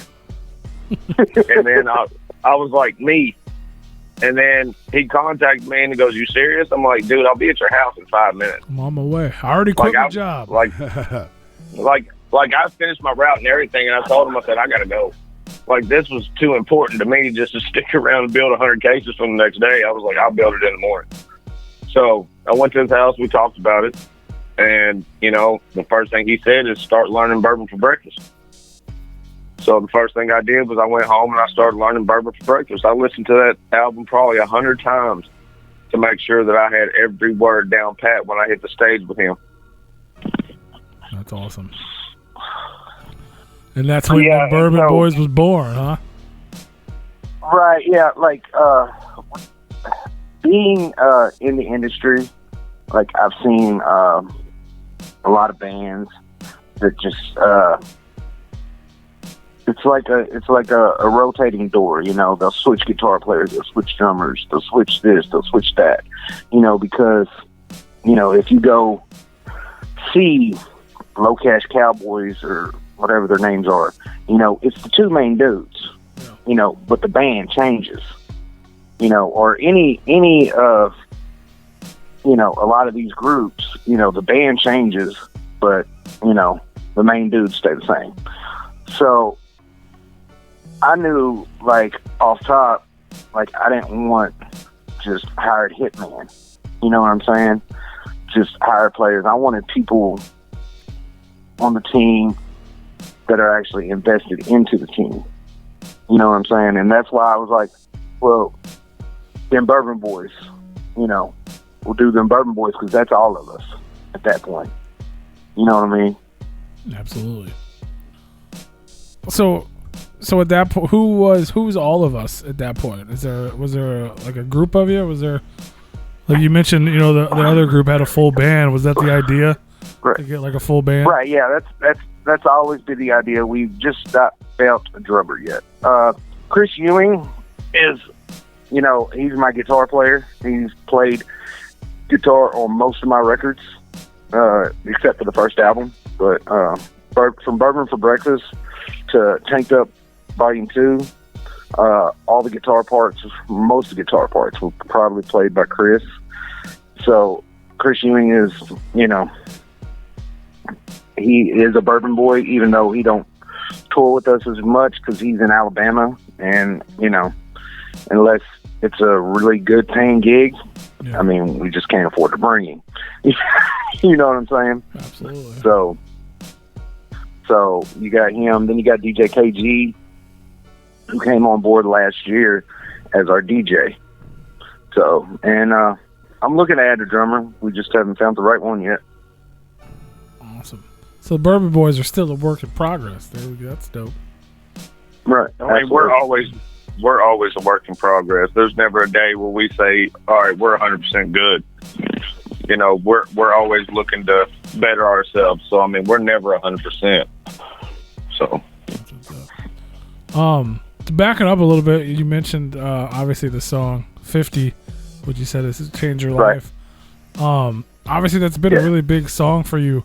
How do you, like, where did the popularity and, I don't know what to call it, like, how did that song get such a, like, recognized so well and spread around and be such a life-changing thing for you? I think Rebel Row added it to their country rap playlist on Spotify, and that's where I really saw the numbers start jumping on it, and then I guess it just, Spotify saw it and picked it up in the algorithm. The music industry right now is so algorithm driven. Yeah. And if you can get in the algorithm, if someone's listening to Upchurch or, Charlie Farley or whoever, on Spotify, you got that and similar then right artist. after that they play a Franklin Embry song, you know, and 9 times out of 10, that song that they're gonna play is 50. Yeah. So. Hell yeah. Yeah, I love them. So that's how that similar happened. artists. Well, and you know, that music video was, you know, a lot of it, if not all of it, was shot here in our hometown. So that probably helps you out a lot. People like to see that arch, man. Fuck yeah. Oh, absolutely. And shout out to Josh Russell. I mentioned Hazelwood earlier. Shout out to Josh Russell. He shot that video. So. Was there? I was going to ask you. We're from we live in St. Louis, so I definitely wanted to ask you about that video. Were you guys just on tour and it just kind of worked out for different spots, or was there a reason? Yeah. Basically, you know, Josh loved the song. He's like, I want to shoot the video for this song. You know, he asked me to shoot the video for the song. I was like, okay, yeah, absolutely, let's do it. And basically, we went to Wisconsin for a show, right? And then the next weekend, we had a show in Kansas City, and then we had a show in the middle of Kansas. You know, so you know, we were routing, you know, planning our route, and we were just like, why don't we stop in St. Louis and shoot scenes for the music video, and then head over to Kansas City, you know, the next day. Yeah. So that's basically how that came about. Hell yeah.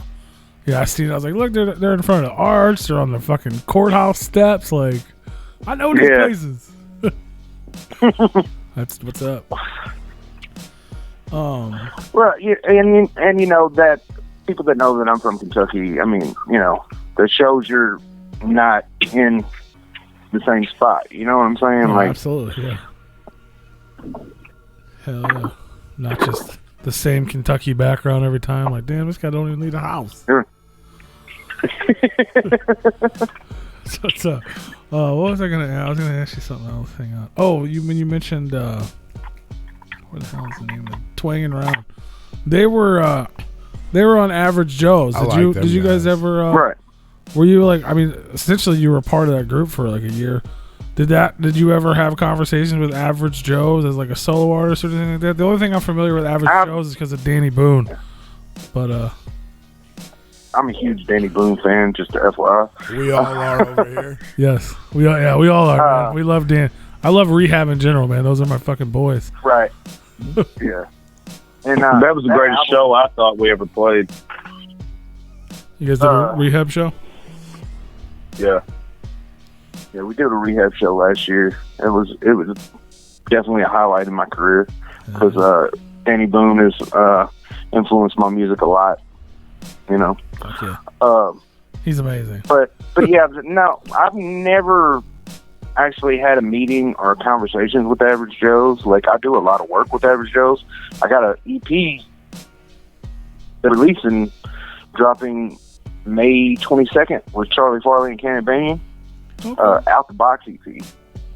So I still do a lot of work with them. We just never had the conversation. I don't know if I fit what they're doing over there. You know, I don't know if I actually fit what they're doing over there, or, you know, I have never reached. I've never reached out to anybody for a record deal, just on the simple fact that I feel like I lose all bargaining chips if I do that. Yeah. No, for sure. Especially now. I mean, you're making a name for yourself anyway. I was just thinking maybe as you were in that process, but obviously, like you said, you're doing things with them, so that's even better. No, we're alcoholics. Yeah. We don't fit in. I can understand that completely. You know, we're kind of rebels at the end of the fucking day. You know what I'm saying? Like, yeah. We're you know. So you guys fit in right there with the Rehab crowd, because I know he didn't bring it up. I like to bring up Danny because he's my friend, but like I don't think he had the best time over there either with the rules they had for his music. But that Fish Grease album was fire. Yeah, I will say that. That is probably my favorite album Average Joe's has ever released. That's probably the only Average Joe album I've ever bought. No, that's a lie. I bought Fish Grease and I bought the the Demon Jones solo that came out at the same time.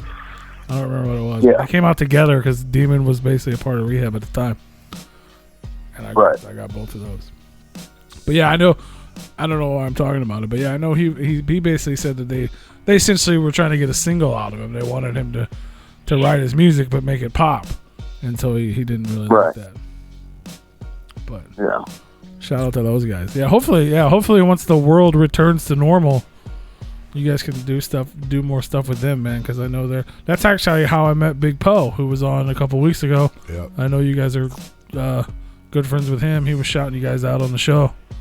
I met him when I went to go hang out with Rehab. They brought him out to open a few shows for him. That's what's up. Yeah, Poe's good people. Absolutely. I like Poe. Absolutely. That's the first guy I've ever met. That stands barefooted on stage. It's the first time I ever seen anybody do it. I was drunk as hell. I mean, small ass bar, and I was trying to record, and my fucking camera, almost my whole video was on his feet because I was laughing. I mean, there's been times we've been at shows with Poe in these little low class bars, and I'm like, damn, this is kind of a raggedy bar. And then all of a sudden, I see Poe standing on stage with no shoes on. I'm like, damn, he's gonna get rabies. Right?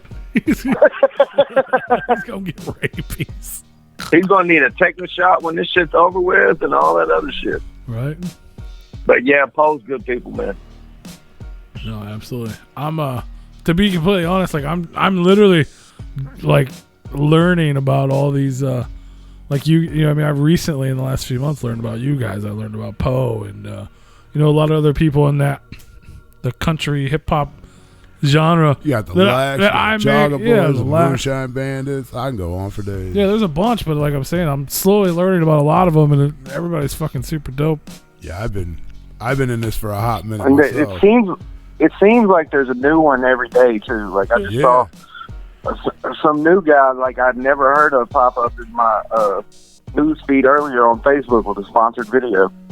There you go. So hey, as long as they're making good music and they're good people, Sure. I'm down. absolutely. That's the key thing, though. No, You got to be making good music for me to even listen to it, because otherwise I'm just going to flip you in my news feed and be like, yeah, I'm sorry. Yep. 30 seconds, I'm good. there's so much music, man. But yeah. If you can't catch my attention in the first couple, you know, at least the first verse, then I'm out. I can't deal with it. I hear that. But it's cool to see. I'm enjoying like learning about all these new art, or not new, but new to me. And it's dope, and it's cool to see how a lot of them are connected, or at least know each other and speak highly of each other. Because I've known Rehab since, I didn't know, I was a fan of Rehab. Like, I bought their debut album at midnight the day it came out. I didn't meet them and become friends with them until like 20 years later, but it's dope. Well, if I can embark on that Rehab thing for a second. Yes. I hit up the guy from 8 Second because Frank's fiance Amanda hit me and was like, can you get this booked? And I was like, oh shit, that's almost an impossible feat right there, I feel. So I hit him up and I'm like, hey, can you reach out to Danny and them and see if this is possible for us to open for them?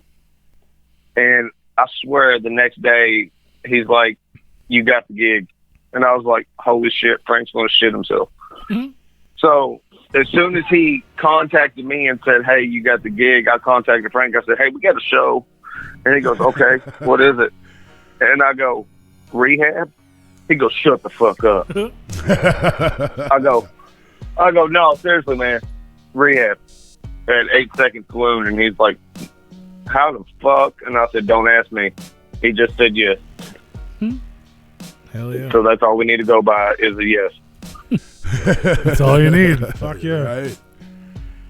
So, I mean, that was a great moment to be on stage and open for Danny Boone. And, I mean, you know, Rehab, I mean, hats off to them. I mean, they've been doing their thing, and just to be able to, you know, because the first song I ever heard by him was Bartender. For sure. You know, that was the first time I ever heard him. And I was like, man, I like his music. And then, you know, we're on stage for him, and I'm like, wow, this is crazy. Hell yeah, man. Yeah, those are good dudes. Jericho, I know you're listening. Probably on a replay. Bring these guys back out on the road when life resumes. Yeah, right. Hit these, Yeah, Jericho. Shout out Jericho too. hit up them Bourbon boys, man. Yeah, we need some more shows, bro. Hell yeah. I know you don't drink, but Danny will drink with them. That's for sure. Fuck yeah. Oh yeah, Danny drank with us. Hell yeah. No, I know. Yeah, those are good dudes. I could talk about rehab all of the Yeah. fucking night. Yeah. That's true. On the same level as name dropping people. Heather in the chat wanted to know if you guys have ever crossed paths with Jelly Roll. Who? Yeah. Oh, yeah. Yes. All right, I got a funny story here. D-Trick, you know, the artist that I pretty much started Basshead with, you know, he actually battled Jelly Roll in 2002, 2003 in a car show in like Lebanon, Tennessee. Oh yeah. So that's how we met Jelly Roll. And then years later, when I was living in Nashville. We need to know the outcome of that. Who won? Who won Jelly that? ended up winning. Jelly won. It went 10 rounds. You know, Damn. I'm just gonna say this: it was in Tennessee, so it was Jelly's crowd. Right. There you go. Hell yeah. I get. Nah, where but you're shouts getting out to Jelly. Like, Well, I he's got a way so different much person than he was fucking back respect. then. at. Yeah, I got so much fucking respect for Jelly and the music he's making.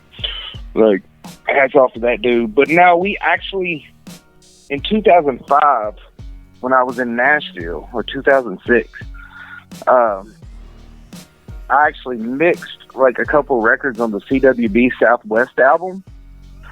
You know, so I was, I had met Alexander King, you know, through Diedrich. Diedrich and Alex were friends. So, and I got the opportunity to mix a couple records for that album. So, Struggle, Jelly, you know, the studio, they had a studio out in like Murfreesboro at the time. So they would all come to that studio. I met all of them at that studio at least once or twice. And we did a couple shows with Jelly too in Nashville. So. Hell yeah. Well, let me tell you a time that I pissed off Frank on that subject. Perfect. We did a show at the Budweiser Event Center. A bunch of country artists got together, and Jelly and Struggle were there. And you know, we kicked off the Budweiser event show and whatever, and we got off stage and we went backstage and we went into the room and, you know, started drinking because, you know, we were done. And you know, the only thing you do in Colorado, I don't smoke weed a lot, but I took it upon myself to get high in Colorado. And For sure. Oh yeah. I come out of our room and I'm just like, you know what? I can't just sit here. I got to go mingle. I got to go walk around, see what's going on. Cause that's what I do when I get drunk, and Frank can vouch. I just mingle with the people. So He's a social butterfly. I take off walking around backstage. I'm walking around backstage and I come around the corner and Jelly's standing there talking to KG. So my drunk high ass just all of a sudden blurts out, "Howdy, how's your mama and them?" How's your mammy? And he looks over and he starts cracking up. And I walk over to him and he gives me 5 and he goes, "Bruh, your eyes are on fire." and I said, "Are they?" And he said, "Yeah, you need some eye drops? I got some." And I said, "Yeah, I need some." So I squirt some eye drops in. And he goes, "Let me ask you something. On a scale of 1 to 10, how often you get high?" And I said, 1. He said, "I can tell."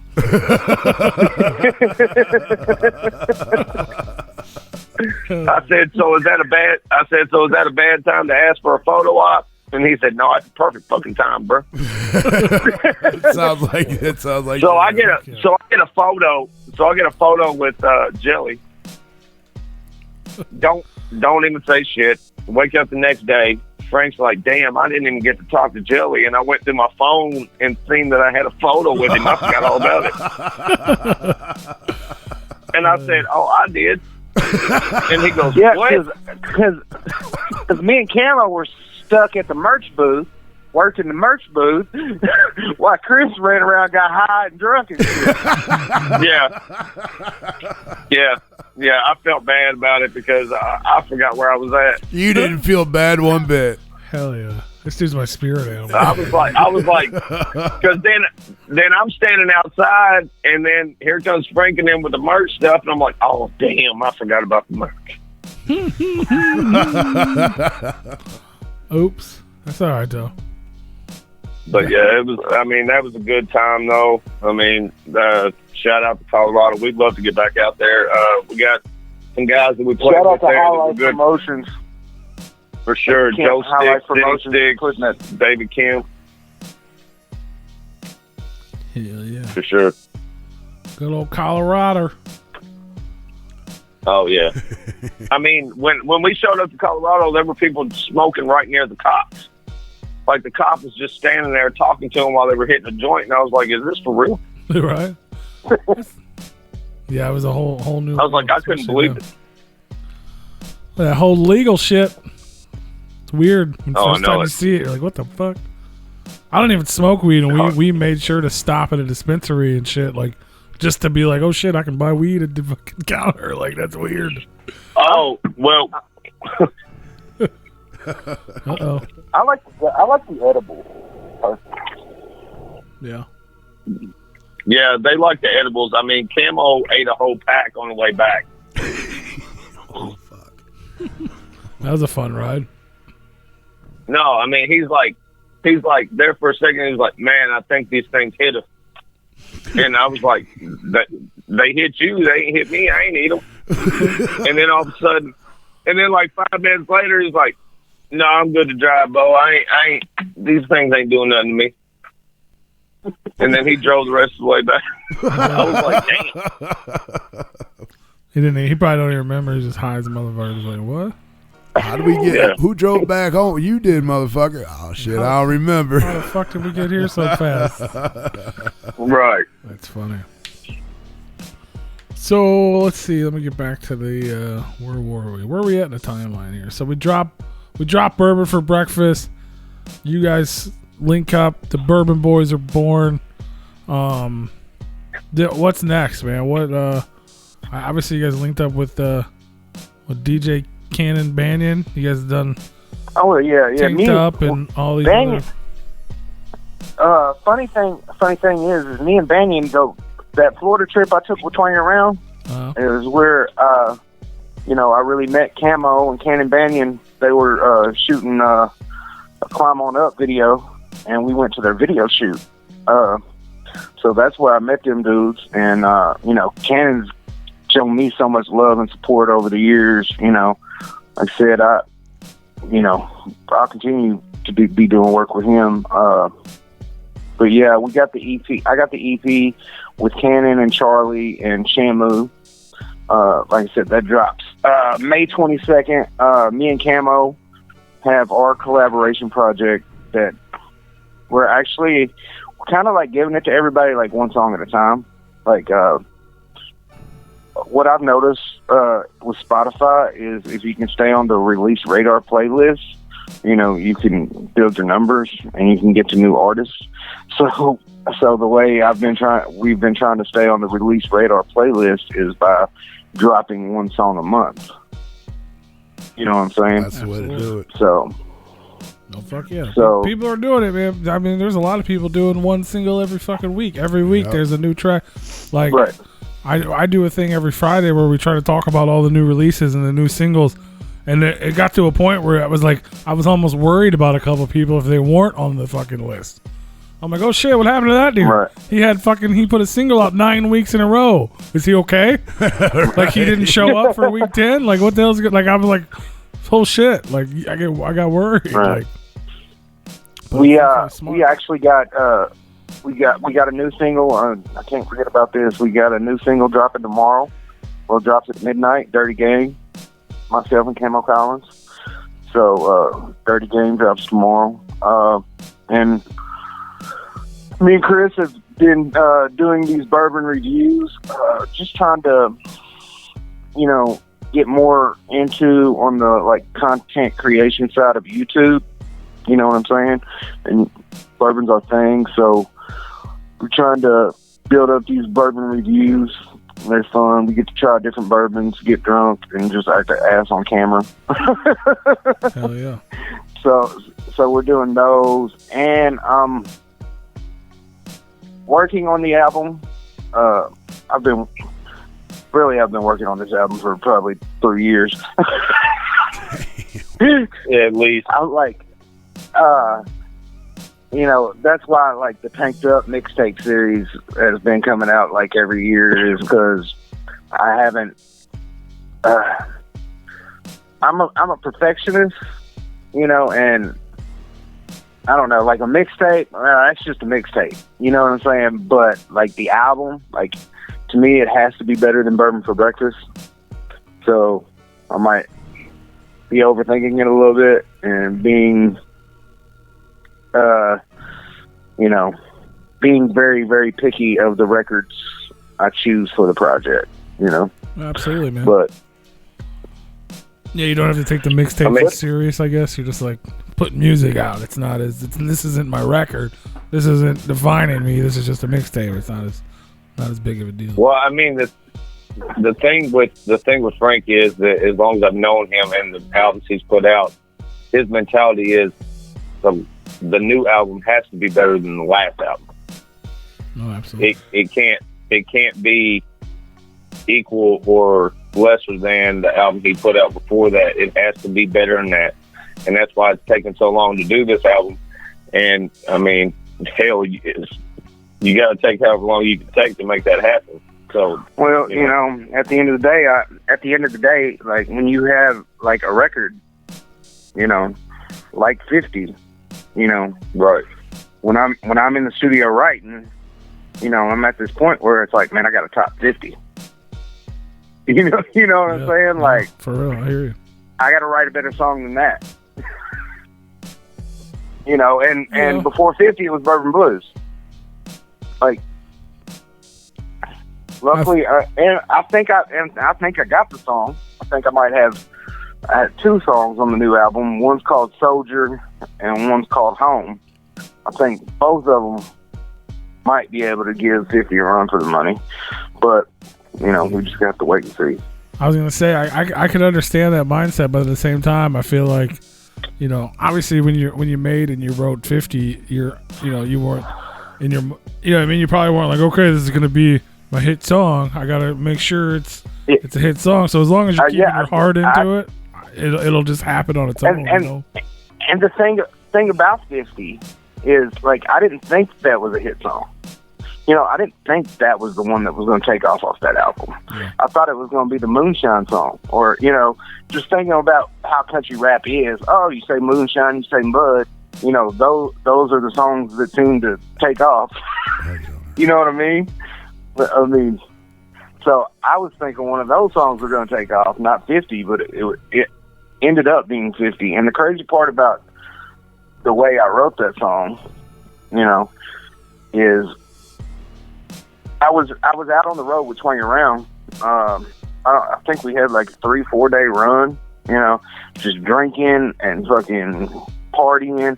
I got home, you know, I felt sick. I slept for like 2 days, you know, and that's when I wrote that song. It was like when I actually came to from detoxing from this fucking bourbon binge that I had on the road. You know what I'm saying? And then that's how it came out. We need to have them on. Swinging around. Oh, okay. We need to get that. All right, give them a call. Yeah, that's what's up. Yeah, but it's absolutely. I mean, but the thing is, like I said, just as long as you're obviously, you know, writing from your heart and doing, you know, shit like that, it's gonna happen, and you're not gonna expect it. Probably half the time. That's probably why it's taking so long. Right. You know, the thing is, you're like, oh, it's never gonna be good enough, but it just has to be good enough for, you know, for you, or just be that right release. You know. Right. Shit, half the even like the mainstream pop songs, half of them were like, if you actually sat down and like analyze them, you're like, what the fuck is this shit? But before you do that, you're like, this shit's dope. Right. But then when you think about it, you're like, well, how did this even fucking get popular? Like, not that you know what I'm saying? Like, that's a shitty comparison, but like most of the like pop mainstream music is not really that good. At least not like lyrical and heartfelt, you know? Yeah, no, it's not. Well, see, the messed up thing was when I heard that song for the first time, I was like, I can fuck with this. Like, I understood, you know, what the song was talking about.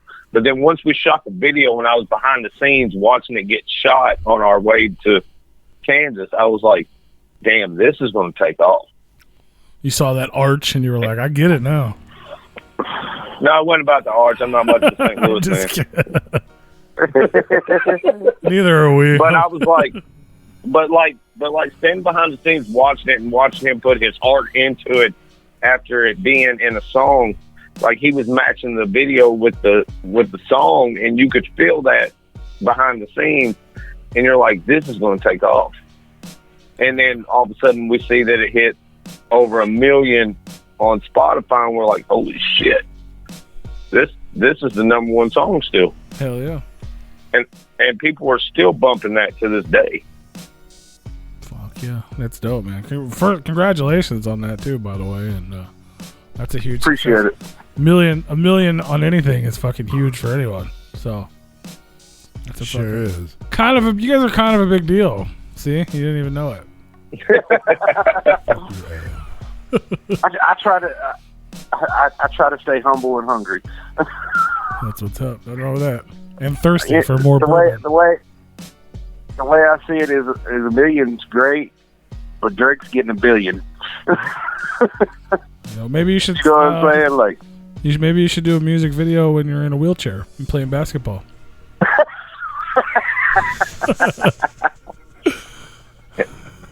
Hell, when he's 80, maybe we should redo 50 in a wheelchair in an old people's home. Who knows?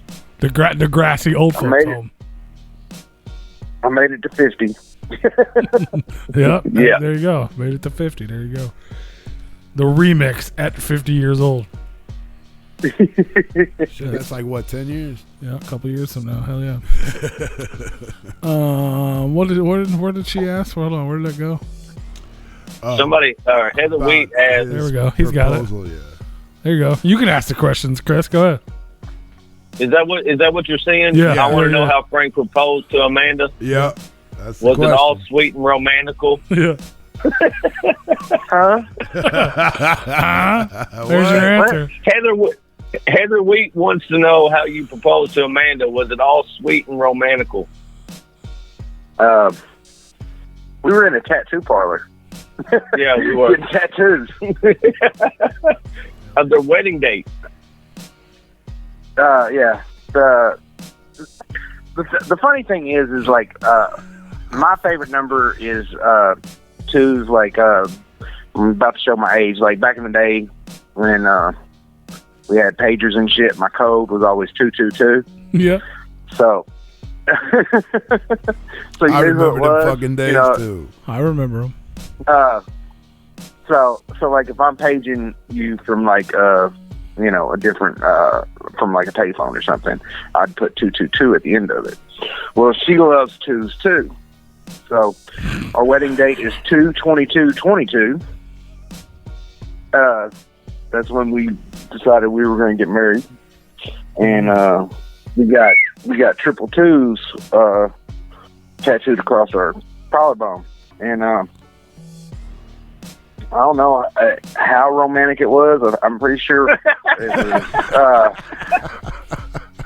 I mean, how romantic is Frank the Tank when he's bourbon drunk? I mean, probably pretty romantic. This is how romantic he is. I was laying on the tattoo chair getting a tattoo, and I walked out the door, and I go, boom, and Amanda goes, boom. He proposed to me. I said, what? What? And she goes, yeah, he just asked me to marry him. I said, bullshit. And he goes, oh, well, I'll do it again. He dropped his knees. on the sidewalk and goes, "Will you marry me?" And she goes, "Well, I already said yes once." And I'm like, "Okay, we're all drunk. I understand now." So you guys were But I drunk. woke up the next. You're drunk at the tattoo shop getting the 222 tattoos on Right. Tuesday. Yeah. Oh, no, this wasn't on a Tuesday. This Well, damn. was on a, It was on a this weekend. was on a Saturday. Yeah. It should have been a Tuesday. But yeah, that's cool. So now it's like, but it's a thing now because now you're gonna get married on 22222. Did you got Right. the 222 tattoos on the day you proposed? Right. It may not think be that super romantical, but it's like aligned or whatever. Whatever, I don't It's know. Hey, those absolutely two. Franklin. Hey, it's absolutely Franklin Embry at his heart, though. Hey, it is. It is. It is straight up Right. Franklin Embry. But I mean Right. when you never in my life would I ever have seen somebody come along and just grab Frank up like that, like she did. Like he eyed her for a long time, and he was like, "She's gonna be mine," and I'm like, "Bullshit." And then all of a sudden they got engaged. I was like, "Well, he wasn't lying." He wasn't lying. But she's a good thing to both of us, honestly. I mean, I'm proud of Frank. I'm proud of both of them. But she's come in and, made everything just a big circle. We were looking for a merch person, but she takes over everything. So, I mean, you can't ask more. Shout out to Amanda. Oh, look, she just showed up in our YouTube chat. She Shout out. She sure did. That's so weird. Like we talked about her and she showed up. Shout out to you. That's because her boy's on here. That's why. Hell yeah. She was probably there the whole time. Because She just commented. Because Heather Wheat actually asked earlier in the chat. She said, "Is the TikTok Bourbon Babe going to be on the chat tonight?" And I said, "Well, it's possible. Frank's on here." Yeah, I seen that. Yep. I seen that. She's kind of getting big. She's kind of getting big headed here lately, though, man. She's becoming TikTok famous. She been TikTok TikTok, famous. that's what Big Ru's working on that too. Right? We got Big Ru Hey, on here's TikTok now. Hey, here's the thing, though. I was like, me and Frank was like, "I'm going to make you TikTok famous." And I was like, "Well, let's do this." And then all of a sudden, Amanda's like, "Hold my beer." I got this. Hell yeah. And she's blowed up more than I have. And I'm like, "Man, forget it. She can have it." TikTok Bourbon Babe. There you go. Hell yeah. That's what's up, man. So obviously you mentioned you got the new single dropping tomorrow. You've been working on the record. I'm sure that this whole quarantine probably put a wrench in a lot of shit, but like what can we expect? Can we expect? Is there any like ETA on the album? And are we gonna see maybe like Frank the Tank and Frank the Tank. and Chris, like, are we gonna see like a Bourbon Boyz album, like something like that, or anything in the future? We've got some songs in the works. We do have some songs in the works. Really, I just really want to give my people this album. I'm probably gonna focus more, after I get this solo album done. We're probably gonna focus more on just doing Bourbon Boy stuff. To be honest, Bourbon Boy stuff and stuff with Camo is probably what I'm gonna focus on mostly, at least for a while. But I mean, the Bourbon Brigade's been waiting on this album for 3 years. Bourbon for Breakfast came out in December of 2016. So that's 4 years ago. Jesus. So to them, it's been like a lifetime. To them, it's been like a lifetime. So, which I continue to give them music. You know what I'm saying? Yeah. But I still haven't gave them that real Franklin Embry album, at least to me. You know what I'm saying? For sure. So they've been waiting a while, so I really want to give this album to them. It's probably going to be sad. It's probably going to be a more meaningful project. It's a lot of the records that we got are you know, the way it's coming out, it's coming out to be kind of a depressing project. I'm not gonna lie to you. The good ones are, But- Right. But you know, and I think that the people that really fuck with me and my music that's what they want from me. You know what I'm saying? Like, just, you know, this whole thing has been a learning process. I'm learning every day. You know, I'll do, you know, I can't make music like everybody else makes. I have to make my own music. You know what I'm saying?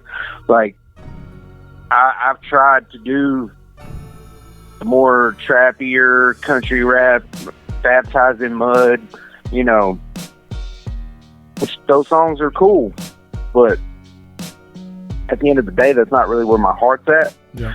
It's not me as a solo artist. That's not what I want to give to people. So, yeah. Anyways, No, so absolutely. the project's going to be a lot. It's going to be a lot more meaningful. It's going to be a real like heart on your sleeve project. You know. That's what's up. Yeah, that's what the people want, man. That's what the people love, and it's like I said earlier. It ends up being a lot of times the best for the artist because, you know what I mean. You're putting your heart out there, and it resonates with people, and people feel it. And there's your big hit. That song, right. You're like, I'm not even gonna put this shit out. It's too much. That's probably the one that's gonna be the fucking the thing. Absolutely. Yeah. I can't wait to hear it. I'm excited.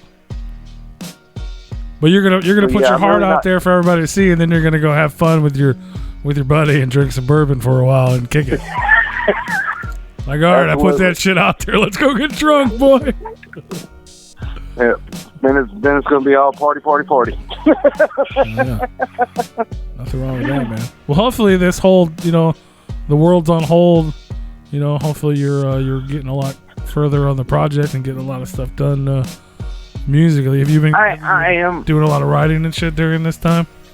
I've done a ton of writing. Like I said, here recently, I've been trying to focus on our YouTube content because, you know, the thing is like the internet is just thirsty for content, and for you know, I'm trying to grow our YouTube page.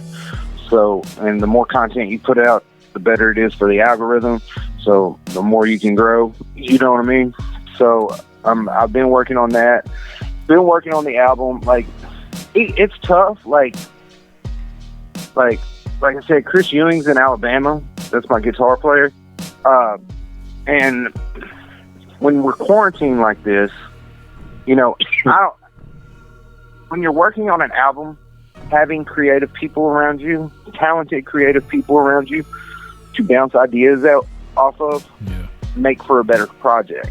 You know what I'm saying? Absolutely, got a vibe. Unfortunately, this quarantine is, you know, a lot of the songs are me bouncing the ideas off of me, and so, like, you know, I have something ready, and I'm like, Chris, what do you think about this? You know what I'm saying? But the only answer I can give is it sounds good. Because I'm not that fucking creative. I was gonna. I'm glad you just.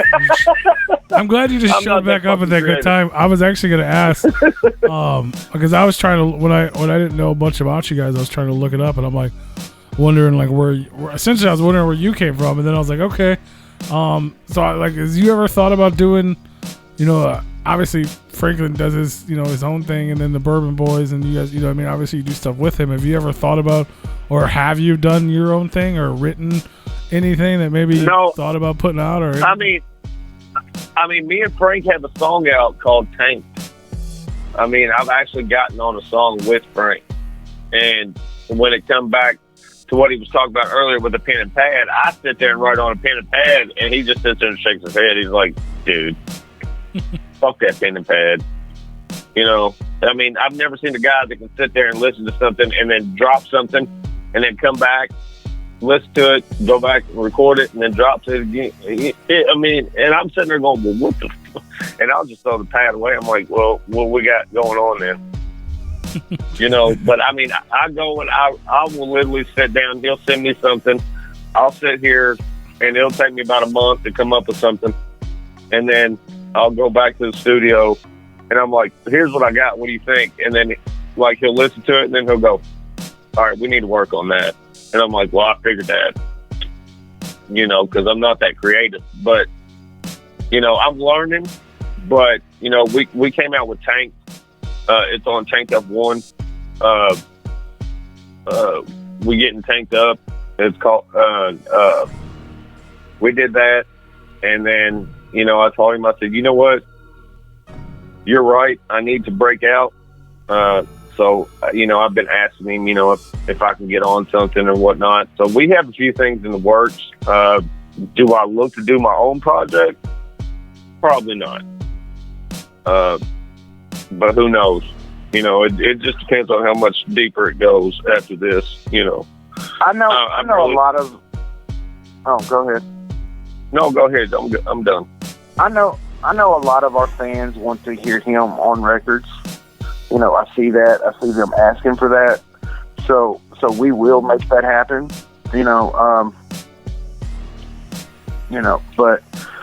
But y'all gotta wait for them Bourbon Boyz records to drop after Frank puts his heart out there for everybody to enjoy. We got a Bourbon Boy record in the tuck right now.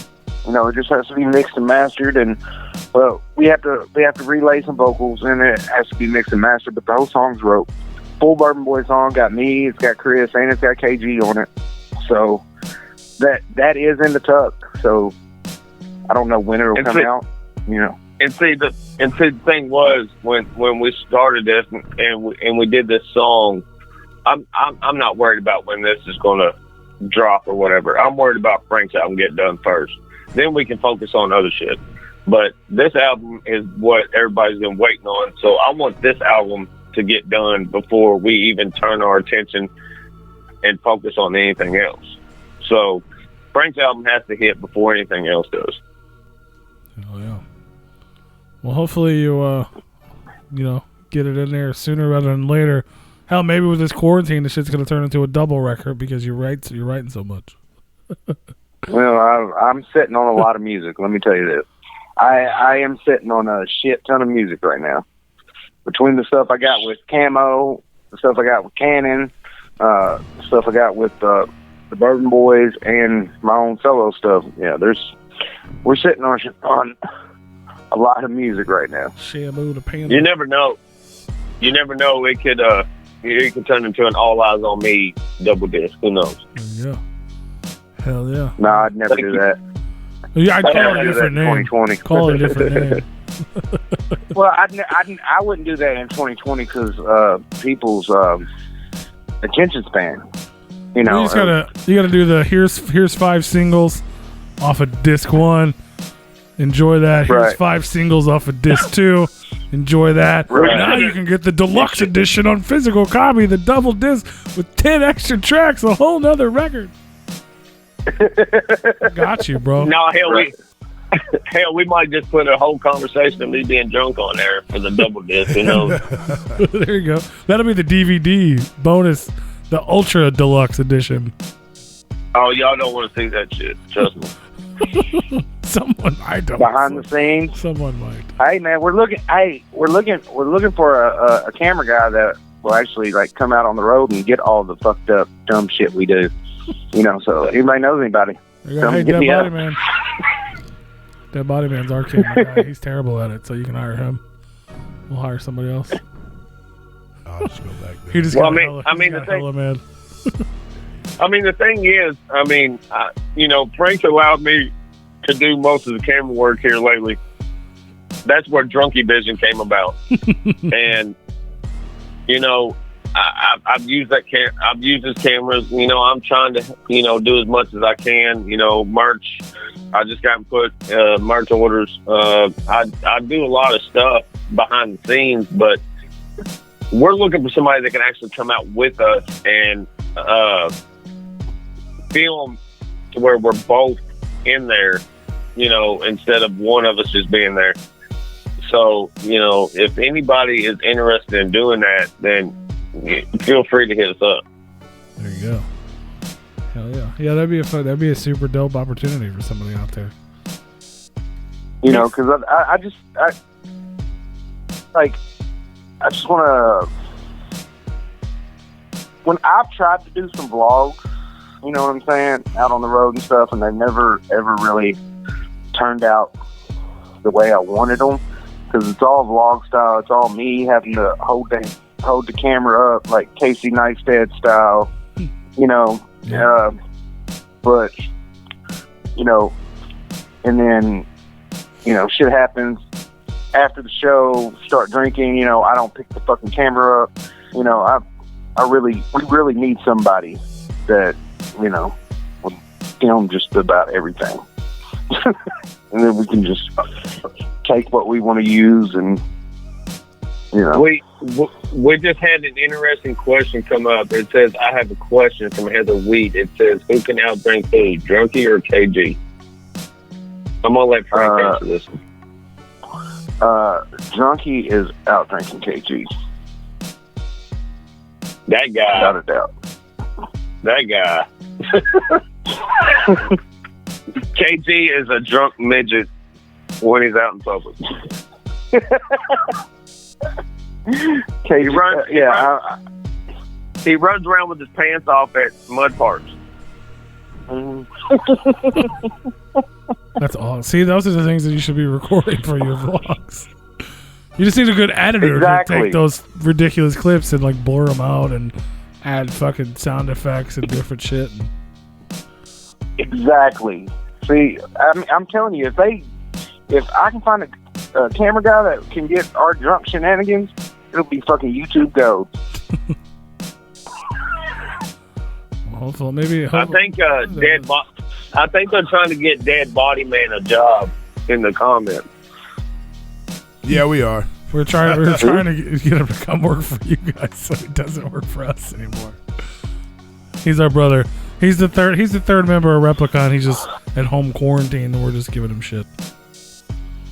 No, seriously though, you can have him. But yeah.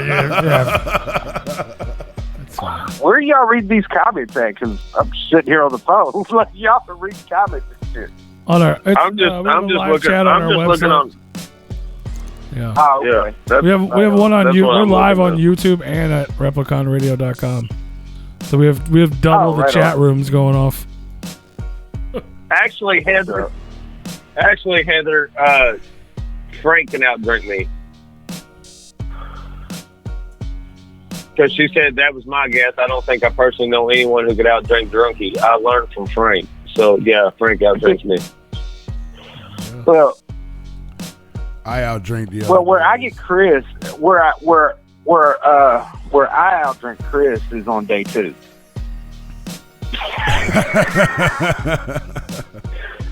That's where I outdrink Chris. See, the hangover. Or day 3. I can see that because I'll drink a lot of people, but you try to on day 2, I'm like, fuck you, bro. Right. I can't do it. I just outdrink everyone last night. I can't fucking do it again. Everyone else. Good. That's what y'all don't get. I've seen this man go on a bourbon binge for 4 days. 8 a.m. I mean, that's where the whole bourbon for breakfast came up.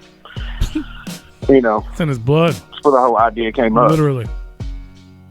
Like if we drank on a Friday, he Snapchats me every morning when he wakes up drinking. And he's like, ain't been to bed yet. I don't drink coffee, but cheers to you. And I'm like, oh, fuck. You already know what kind of day it's going to be. Oh, boy. Oh, Snapchat's out the ass. Hell yeah. If he ends up in y'all's DM, I'm sorry.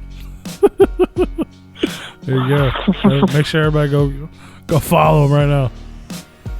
You never know what you're going to get. The more followers he gets, the more DMs he gets. Those random bourbon mornings.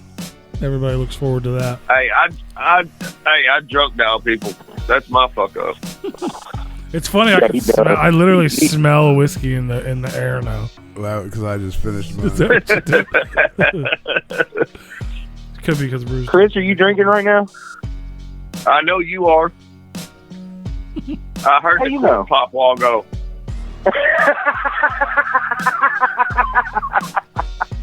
I was sitting here a while ago listening to them talk, and then all of a sudden I heard. I was like, "Oh, that was a cork." This motherfucker's drinking Redemption right now. No, I killed the Redemption yesterday. Oh, so what'd you go get tonight? I had to go get my wallet from the house, so I grabbed the bottle of Russell. Oh, well, I still heard a cork pop, so I knew it was something. That's funny. Because I was sitting over here making a drink, and then I heard a cork pop, and I'm like, wait, that's not mine echoing. Hello. Huh? I was like, I said, I heard a cork pop while I was making my drink, and I'm out of the bottle, or out of the handle, and I heard a cork pop, and I was like, oh, that's Frank. Yeah, I just finished a I nice was glass like, of Apple Crown. He's drinking something. Apple Crown? I couldn't go not bourbon? live on the. Oh, it's a whiskey, That's a sorry. liqueur. That's a liqueur. Whiskey. Liqueur. That's a liqueur. Anything with flavor is a liqueur. Okay. The liquor. Well, then I guess I grabbed the wrong bottle. I got the regular Crown Hey. up there. Hey, but what I'm saying, It's a liquor. is that Mark back there? I don't, huh? Who's in the background? It's Rue. Big Roo. It's Roo. Can you stuff a straw in your Crown and chug it like the dude on YouTube on Facebook? I have not tried that yet. Did you see that guy? I have, and I'm wanting to try it. I'm friends with him now on Facebook. I'm getting ready to message him tomorrow and ask him what he was like 30 minutes after the video went off. Yeah, right. What did he drink a whole? Because fifth I or want to something? know. I want that footage. I want that beautiful beam footage of you laying on the ground because I know that's where you were at. Right? He had to have been. Because he's like, I need a beer. I'm like, oh, pussy. Yeah, no, I definitely wouldn't mind trying it for sure, but I'm pretty sure my ass would be on the floor too. I'll be the camera guy for that one. I've Any of done us it. I would. was on the floor. Yeah, man, anybody Yeah. doing that straight, a whole bottle, boom, gone. Yeah, you're gonna. I mean, about a half hour later, you're gonna be fucked. Look, all right, well, hold on real quick. I got a funny ass story. All right, speaking of Frank on the floor, we were watching. That's a good nickname. We were watching the Conor McGregor. We were watching the Conor McGregor fight over at my cousin's house, and Frank had a bottle of Russell, and I bought proper 12 Conor McGregor's drink just That for shit that is fight fucking- because it was his first fight back. That shit is fantastic. It's really That good. shit will put your dick in the dirt. Yes, it will, but it's good. It's delicious, nice and smooth. Oh, it's fucking amazing, but it will put your dick in the dirt. But anyway, I'm sitting there drinking, and somebody looks at Frank and says, I bet you don't. And Frank goes, what? I love these stories. I bet you don't. And I go, are you serious right now? You just said, I bet you don't. Frank goes, looks at me, and I go, oh, fuck. And he goes, hold my glass. And I was like, fuck. This dude turns up Russell and then sets it back on the table empty. Next thing I know, my cousin's got a fucking, like a 3D golf simulator thing in his garage at the time. I look over and Frank's out on the fake green that's over there on the ground. Nice. Hey man, shit happens. I'm like, hey, you proved your point though. They said you wouldn't. You don't ever tell Frank you can't. Right? That's funny. Hell yeah. Yeah, that dude can turn up some bourbon, man. I'm telling you. Fuck. But if y'all haven't seen our bourbon reviews, man, everybody go over to YouTube and check that out at Frank and Embry and them Bourbon Boys. Go check out them drunk reviews. Go check it all out. Absolutely. Yeah, I was gonna say, obviously you mentioned merch a few times. Is there a place people can go and buy some merch or They some can- physical albums and stuff to help support you guys during this time? I'm in control of all that. They can hit me up on Facebook at Christopher Ryan Shell.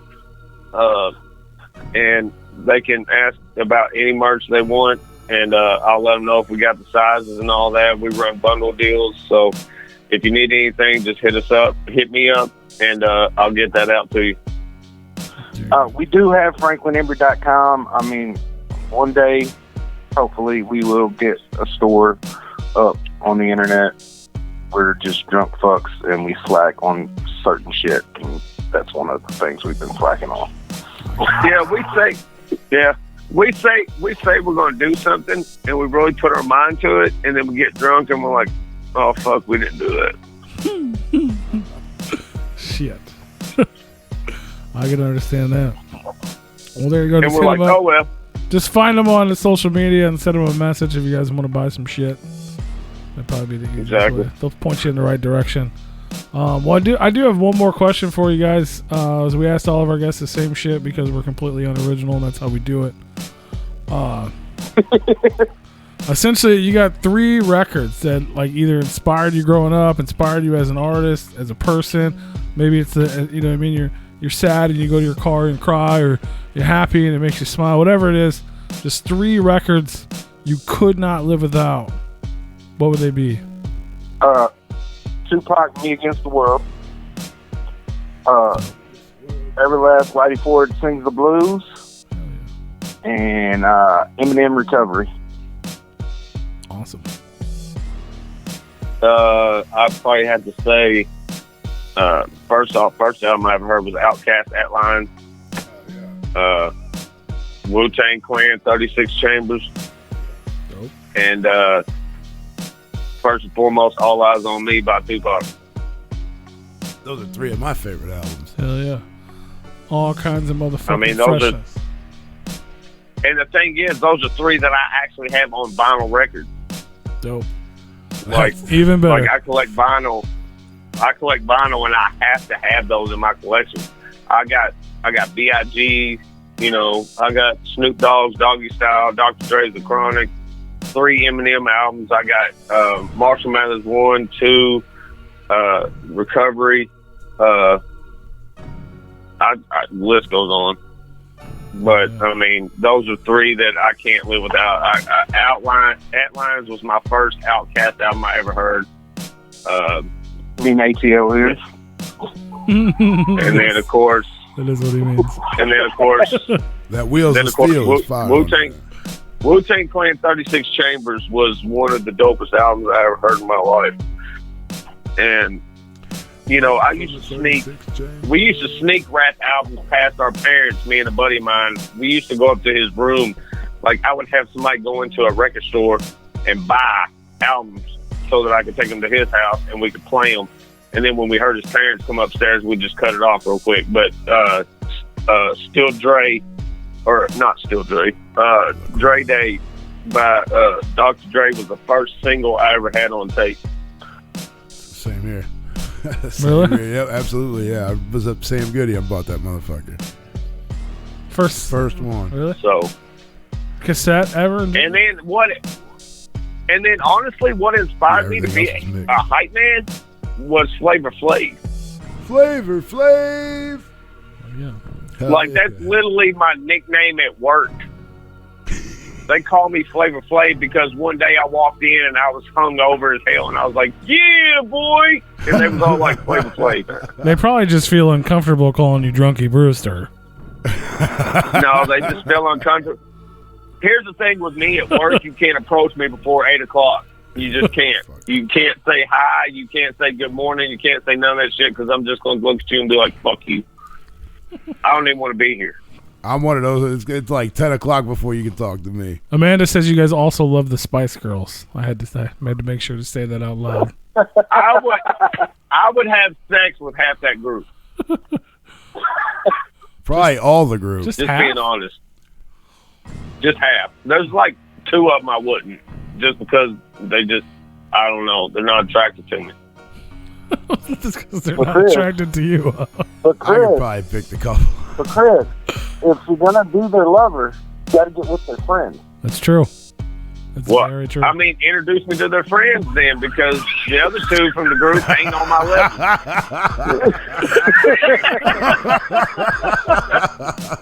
level. Introduce me to the friends then. Oh shit. Oh my god. Let's see if I can pick. That's fucking awesome, man. I love you guys. So yeah, make sure you guys follow him. Just search Franklin Embry. You can find him on all social medias. I know it's F Embry Music on Instagram. Yeah. Check him out. Follow him. Hopefully, after this whole fucking quarantine shit's over, you guys will get out on the road again. I know there's probably everything's kind of on hold at the moment. So, And it's killing me. Sucks.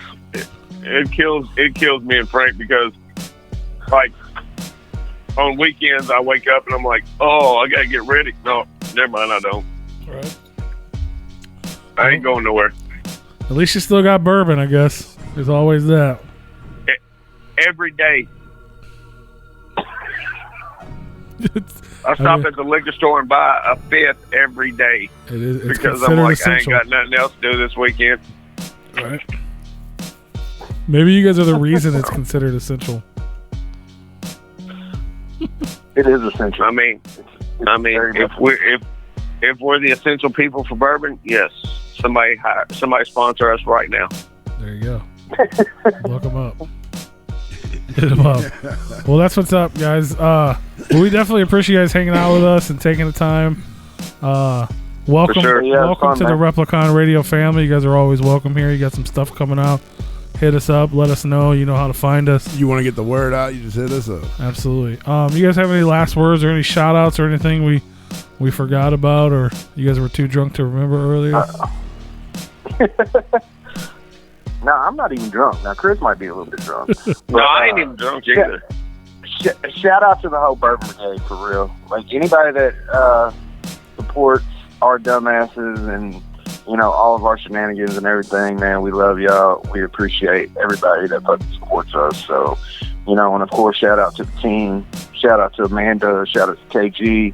Shout out to Drunky. You know. Shout out to Frank especially for giving me the opportunity to be part of this, hands down. But yeah, I just same thing. Shout out to Bourbon Brigade because without them we wouldn't be shit anyway. So Hell yeah. Shout out to all them guys, man. Well, shout out to you guys as well. Again, we appreciate you guys for taking the time, and look forward to the new records, and hopefully we'll get you guys back out on the road soon, and we'll come see you. We're actually going to play some music for everybody that's tuned in. If you're on YouTube, the video is going to pause. You can head on over to repliconradio.com and enjoy the music. But yeah, guys, we appreciate you hanging out with us, and For sure. hopefully we'll talk to you guys again soon, and we'll be back talking about the new record and stuff next time.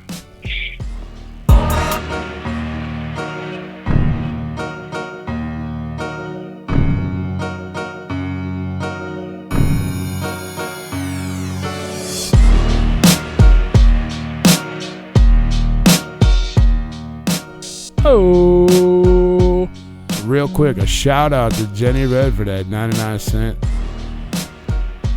sticker. Or the, what do we call them? super sticker? Super sticker. Super. Popcorn super sticker. Super sticker. Thank you. I said thank you in the chat. I didn't want to never talk. I almost cut the guys off talking, but I thought about it, but I was like, I will do it. shout out. Oh, We like hell super yeah. chats and super stickers. That's right. What the fuck are you talking about? Why would I have such a thing? Because you probably paid the $50 to get one. I'm sure you did. Hell no. I would think you would. Why would you think that? Because we're so obsessed with it. No. You're crazy. I think you did. Didn't you? No, hell no. I would never spend $50 on that's A nude photo. the dumbest thing I've ever heard of in my life, and it definitely wouldn't be that. Who would it be? No one. But if anyone, it would be the bottom of the list for sure. If you could get any celebrity nude photo for $50, what would it be? I wouldn't pay $50 for a photo of anything ever. Nude, blackmail, whatever. Like I was saying, not blackmail, but I wouldn't pay for that either. I mean, that is a lie, though. You already paid however much for pictures of something. No, it didn't. Yes, they were drawings. Still a picture. Still a picture. Drawings? I don't care who did it. It's still a picture. Paying? Are you referring to paying for art for Replicon Radio as the same thing as buying nude photos of non-celebrities? No. Other artists. Like Jamie art? Yes, like Jamie's drawings? Yeah. Art is way different than... It's not... I mean, in a way, it is an art form. It's not a... Yeah, but it's not a photograph. I would never say... A drawing is art. I mean, I guess a photograph could be art, but photographs in general are not art. We're actually going to end the show on time tonight, guys. Watch this. One thing we do need to talk about, though, while we get off the subject. Who would you pay for? Wait a minute. Who are you paying Who would I? I don't think I would pay for any of them, but I don't know. That's a tough question. $50 is a lot of money. For nothing. It's nothing. That's dumb.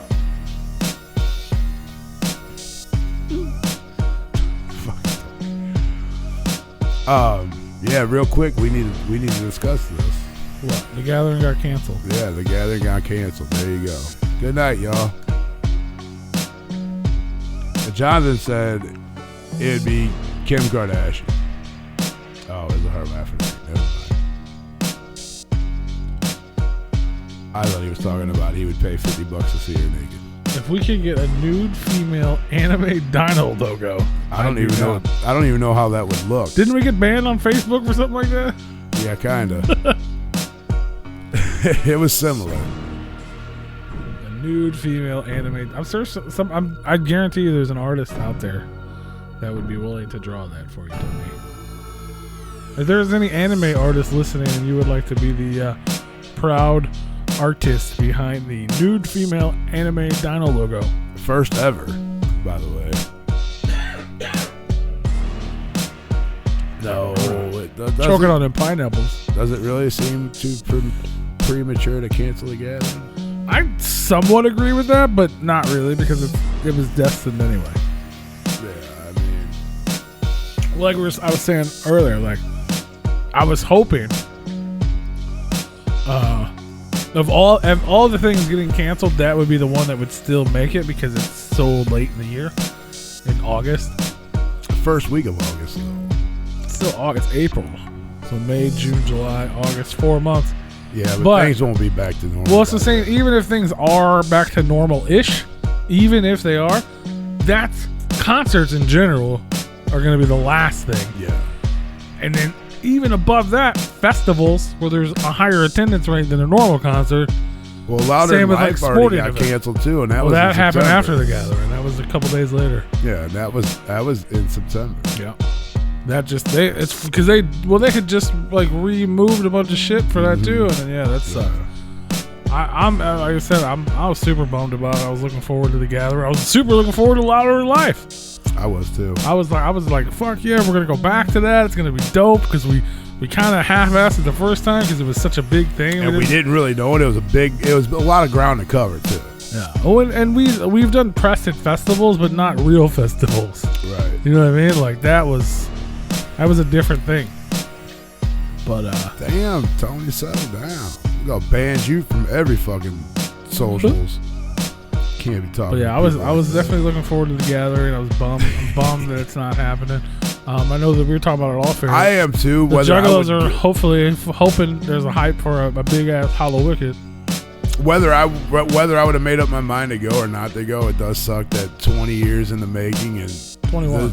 Well, it would have been 21, but 20 years of gatherings, and now this year had to be canceled. Yeah, that sucks for sure. Faux show. Yeah, 21. But it's for good reason. Yeah, no, for sure. You can't. It wasn't like they fucked up. You know what I mean? I'm just. It was like the one time they did something for a good reason. They didn't fuck up. I'm actually surprised the Duke of the Wicked came to his senses and said, you know what, maybe we need to cancel this. Yeah. But yeah, it sucks, man. But it is what it is. Hopefully that means next year will be bigger and better. Especially with the area, with them being from Michigan, and that's like one of the places that got hit pretty fucking hard too. Yeah.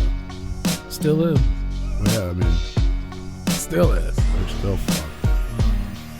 Yeah, it definitely sucks, man. But I get it. I get it 100%. Like I said, as much as it's like basically everything I enjoy doing is not gonna happen for a long time. You know what I'm saying? Yeah, no. Like restaurants, bars, concerts. Restaurants and bars will probably open up faster than Concerts. Yeah. Yeah, because you can social distance at a bar. You can. Kind of.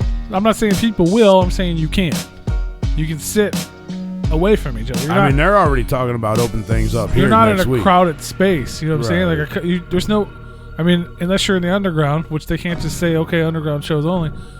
You're going to a concert. You're going to a crowded space. Right. And you're standing together in one spot in front of the stage. You know what I'm saying? You can't stay apart from each other.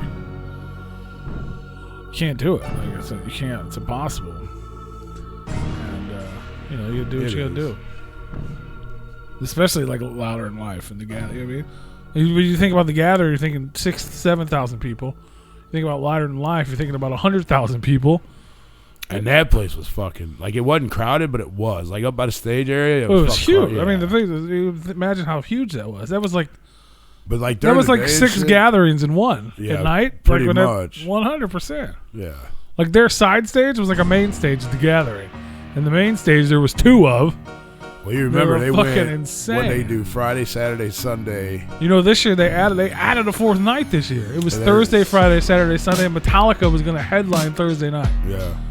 Because Metallica had to cancel a bunch of shows because James Hetfield had to get surgery. Yeah. So they had 2 nights originally scheduled instead of canceling completely, they added a Thursday. They were going to perform Thursday. He was going to do surgery the next day. Right. And perform that show. Right? That would have been super dope. It would have been nuts, man. So. Apparently, yeah. Oh, they're yeah. talking The about ICP mask. show was supposed to be here last night. Yeah. They're talking about the mask. Apparently, this is the last week I got to wear a mask at work. Which I don't know why I have to wear one at fucking work anyways, because it's the whole second shift don't fucking wear one. So what the fuck's the point? But I guess I'm staying safe and I'm not sick. And It's a, you know what I mean? The whole thing's weird, man. And it's, I get the masks. That keeps you safe and other people safe. and other people. It's more about the other people. It's more Yeah. about you. 'Cause if you're not you and like you the person, but whoever you are in the world, you don't know if you have this. Yeah, That's I mean, the you fucked up part. could be a carrier and not even know it and pass it to somebody. Completely healthy, and your spit, when you talk, when you spit, you Yeah. fucking, you know what I mean. Whether you're coughing or anything, it doesn't matter. Like, I mean, all kinds of things come flying out of your mouth when you're talking. yeah, and it you just might, and floats you don't in the even air, know. and that's how it gets. You know what I mean? Like that's the whole point of it. Yeah.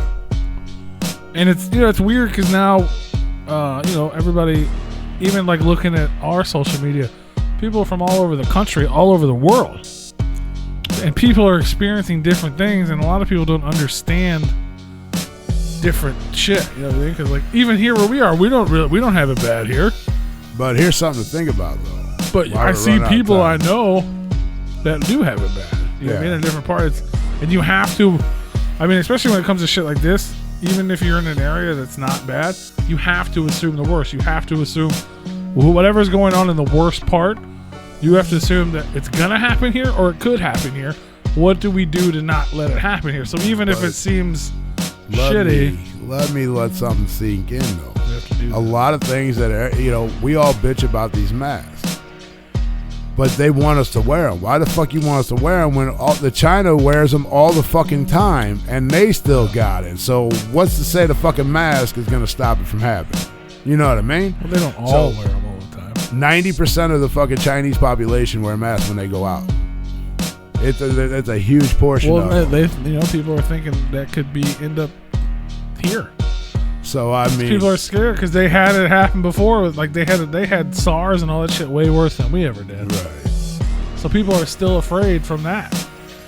So Yeah. they think it's going to be like that here. People are still going to be afraid from that. And you'll see people wear And masks. clearly it's not, it doesn't, you know what I mean? Like the whole thing is it gets on you, you touch your face, you touch your nose, you touch your eyes. Just because you're wearing a mask doesn't mean you ain't going to scratch your eyeballs with fucking corona on your hand. Right, and that's But you're what less the likely to. That's what the mask is supposed to stop you from touching your face as Yeah. well as spitting on people and Yeah. shit. But It's not. It's not. that's all It's not. it is. You have to wrap yourself in fucking plastic and not touch yourself ever to fucking have a 100%. I mean, if I couldn't touch myself, man, I'd. Well, I'm saying there's no I don't know. 100%, but it's probably.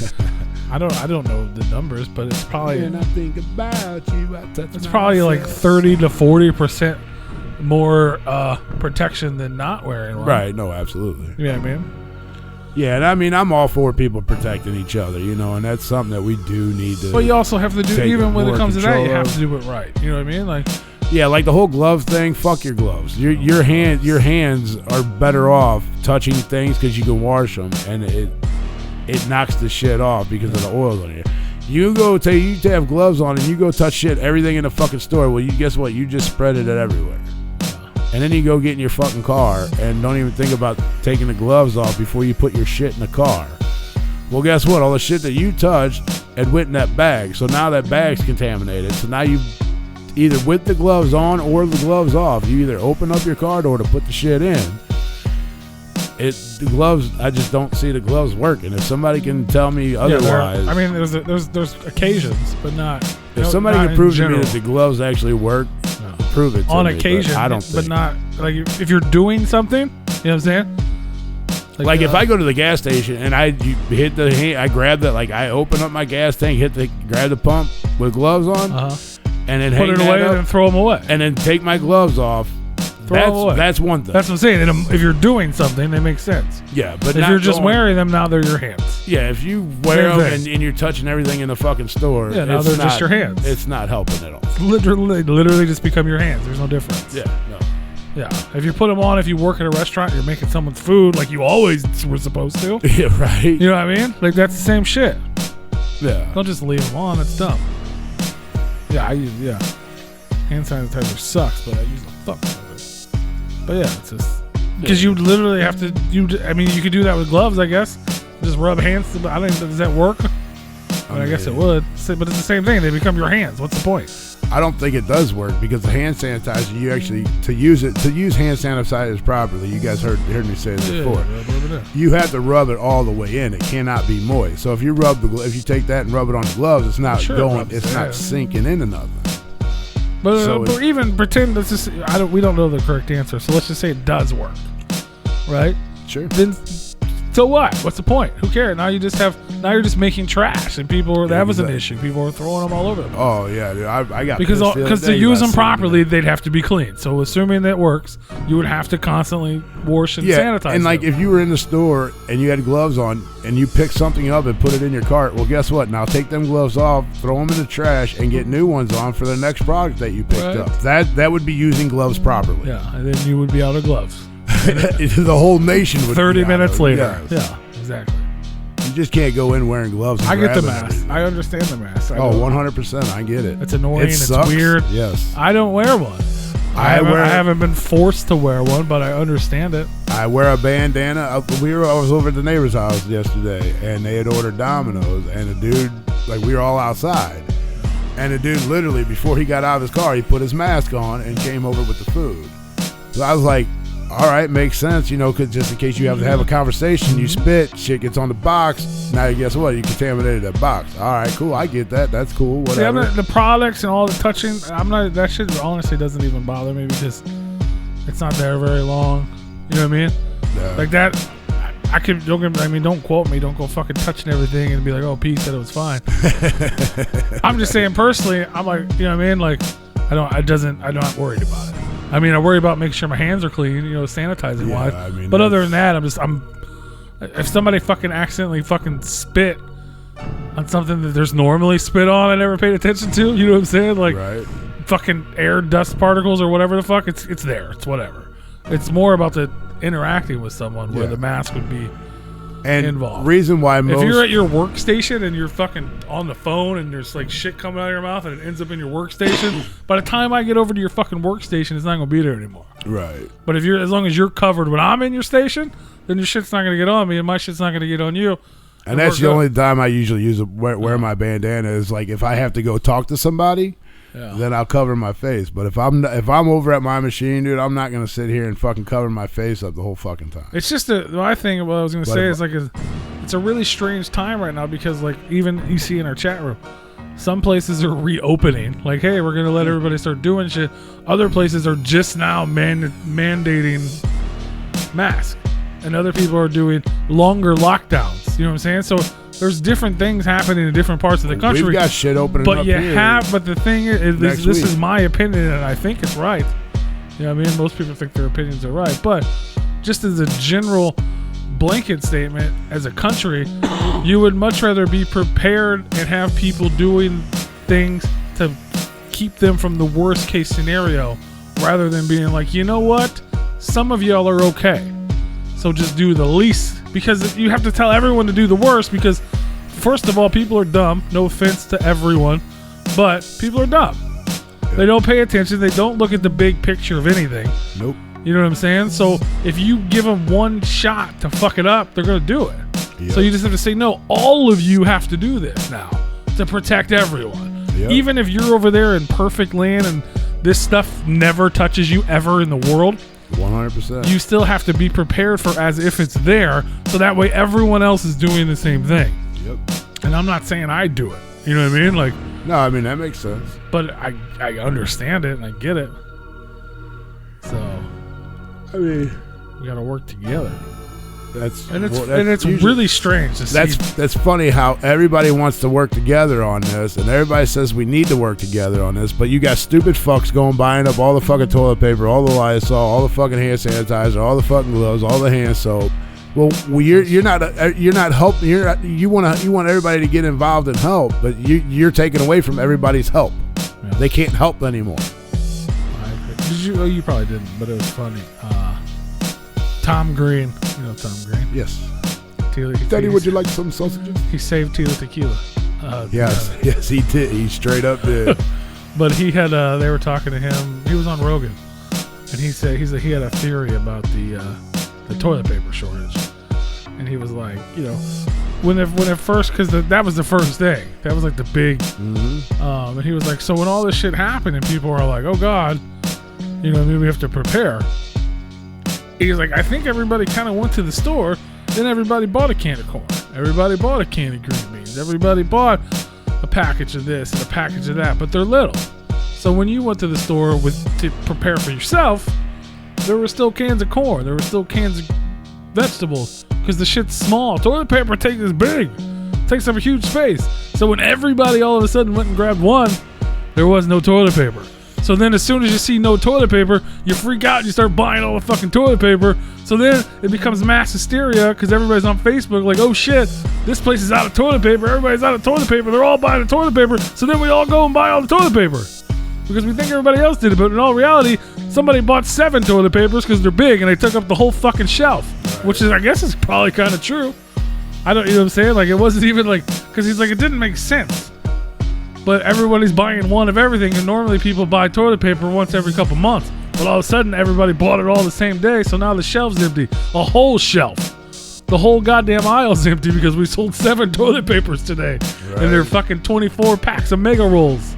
But we sold 47 cans of corn, and there's still fucking 1,800 left because they're tiny. And I was like, well, I don't know if that's true, but it seemed reasonable. And if it's not true, just fucking believe it.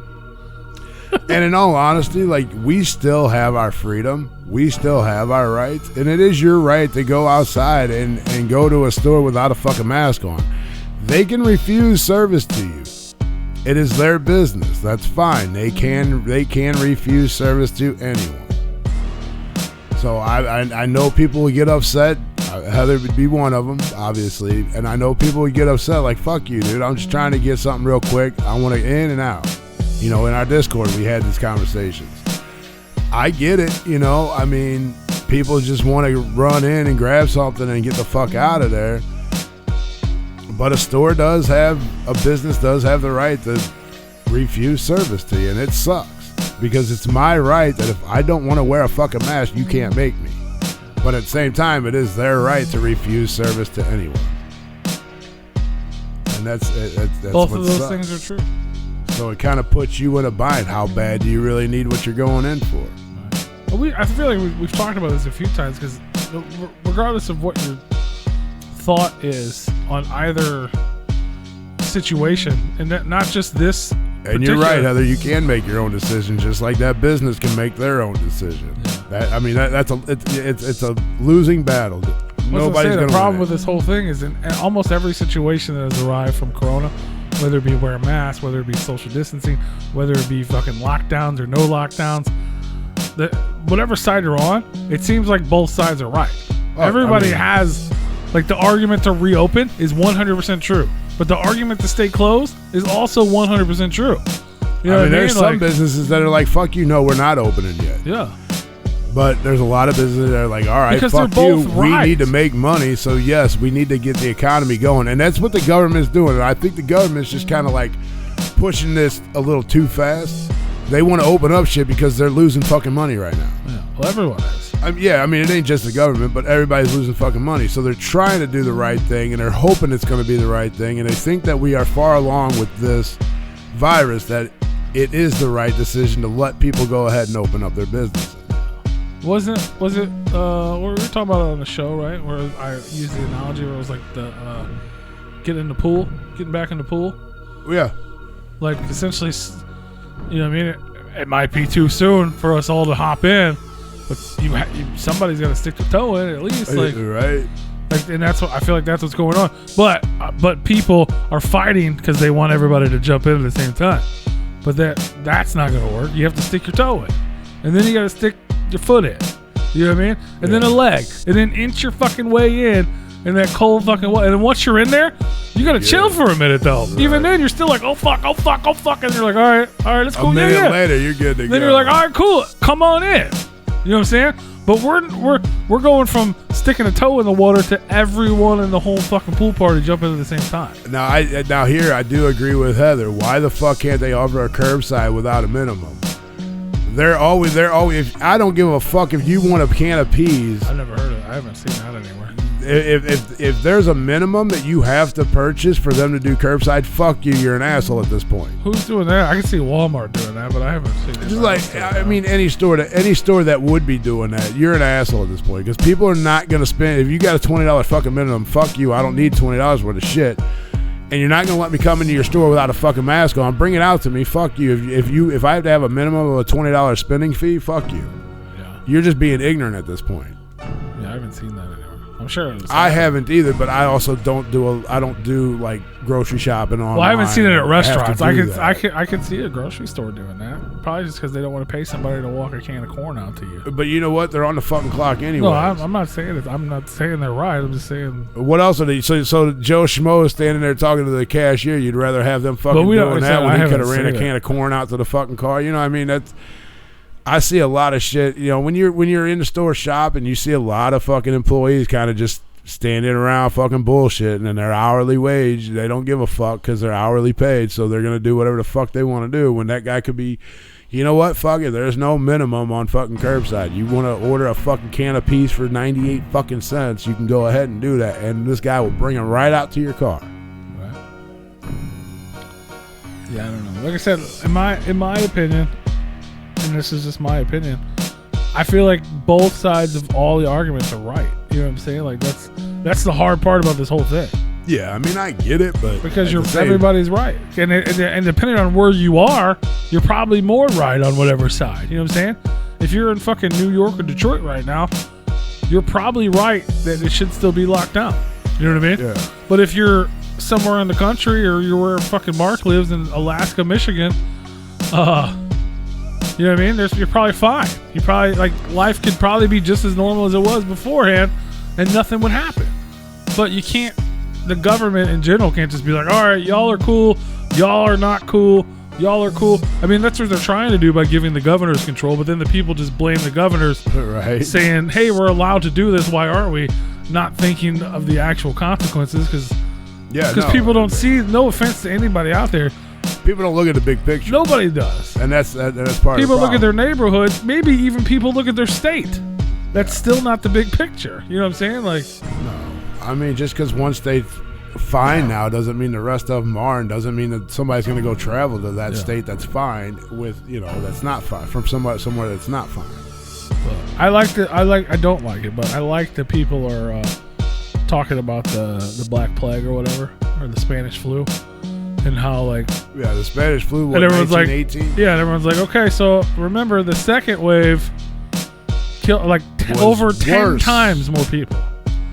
Over 10 times more people.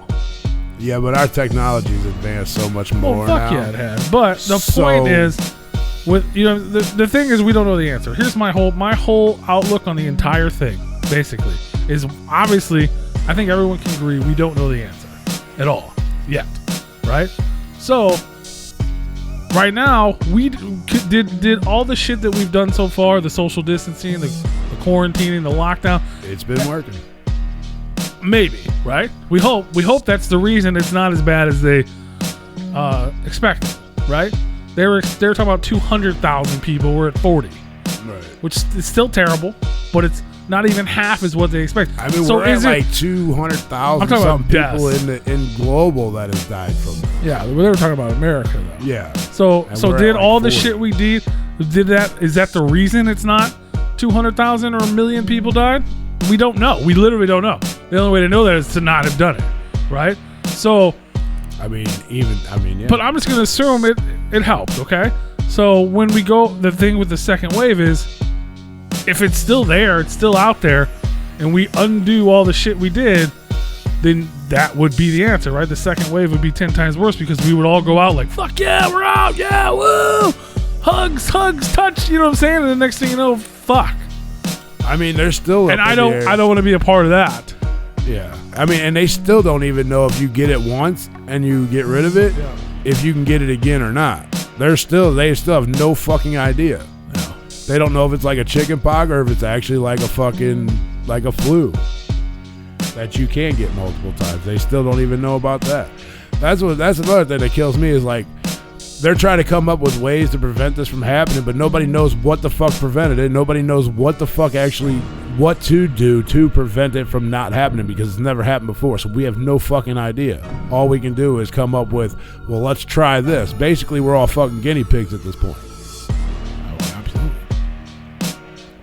And that's my stance. I mean, I don't, you know what I mean? The people that want to get back out there and they want to go back to work and they want things to reopen, I 100% totally understand it.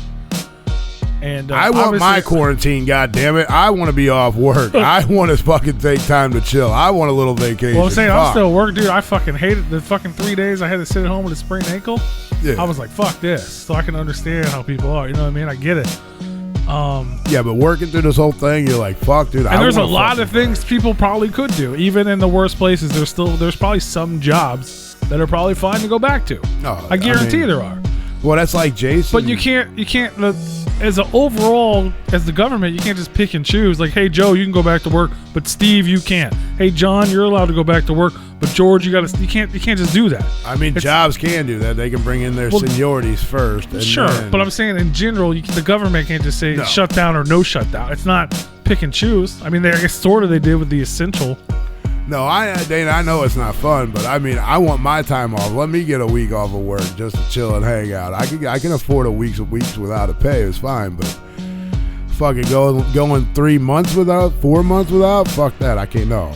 But no fucking as way. much as I hate to say it, and even more so to say it out loud, and as much as I love to believe conspiracies and all kinds of shit, I actually believe in general the government is trying to protect us from this shit.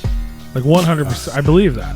And they're trying to protect us from something. Whether it's essentially to sidetrack us from something else going on. Who knows? I mean, I'm not saying that's not possible. You know what I'm saying? But I mean, who knows? But in general, I think they're overall trying to protect the United States from this fucking I would disease. like to think so, but you know what? Just cause fuck them, okay? Just because they're the fucking government, they've always been against the fucking people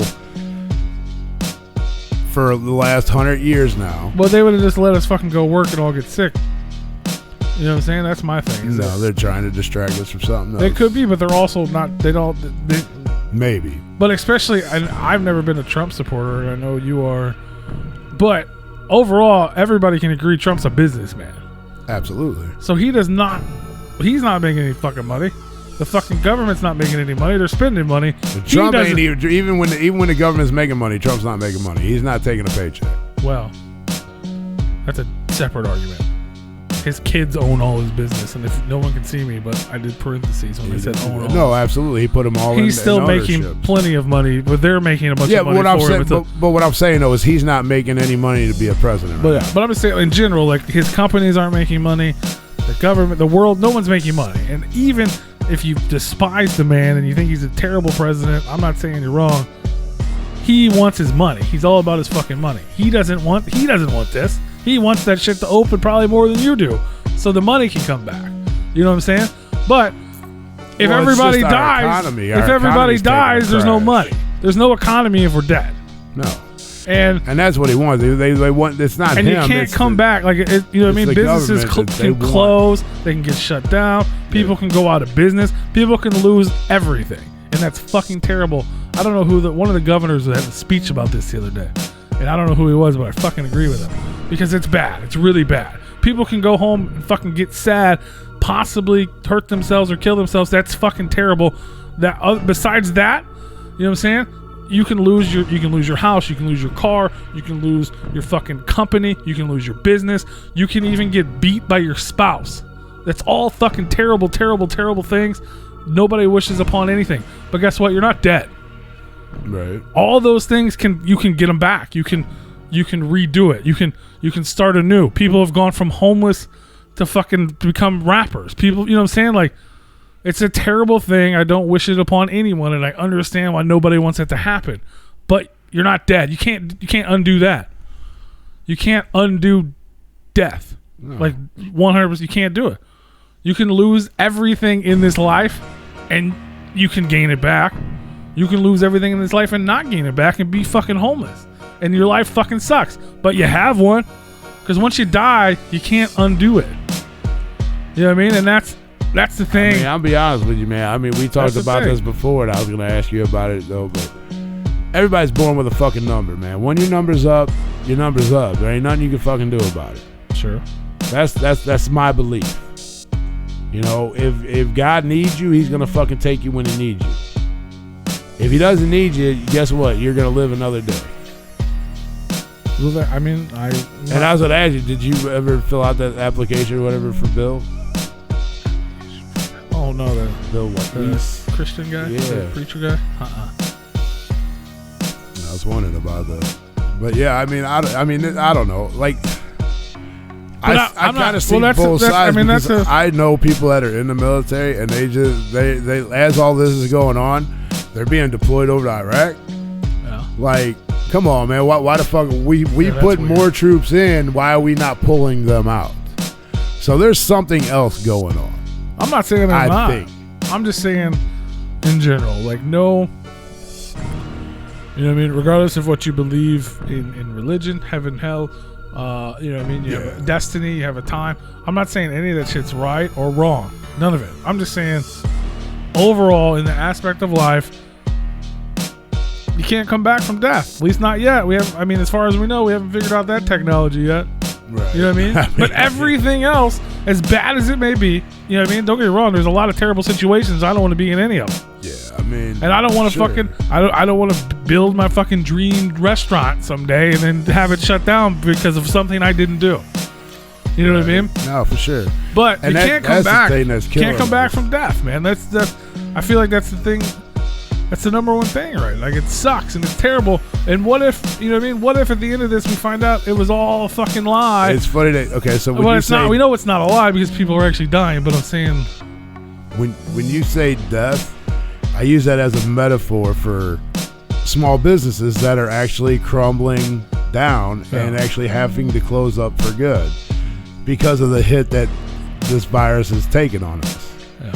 And that's what sucks. It's terrible, but like I'm not justifying anything. I'm just saying at the end of the day, those people, Joe and Martha, had started local family restaurant number 1, right? Who lost everything for no fucking reason because of this bullshit. The one thing is they're still alive. Yeah, but at now, the same if they time, went though, back there to, should be. There well, I'm just should- saying. So imagine.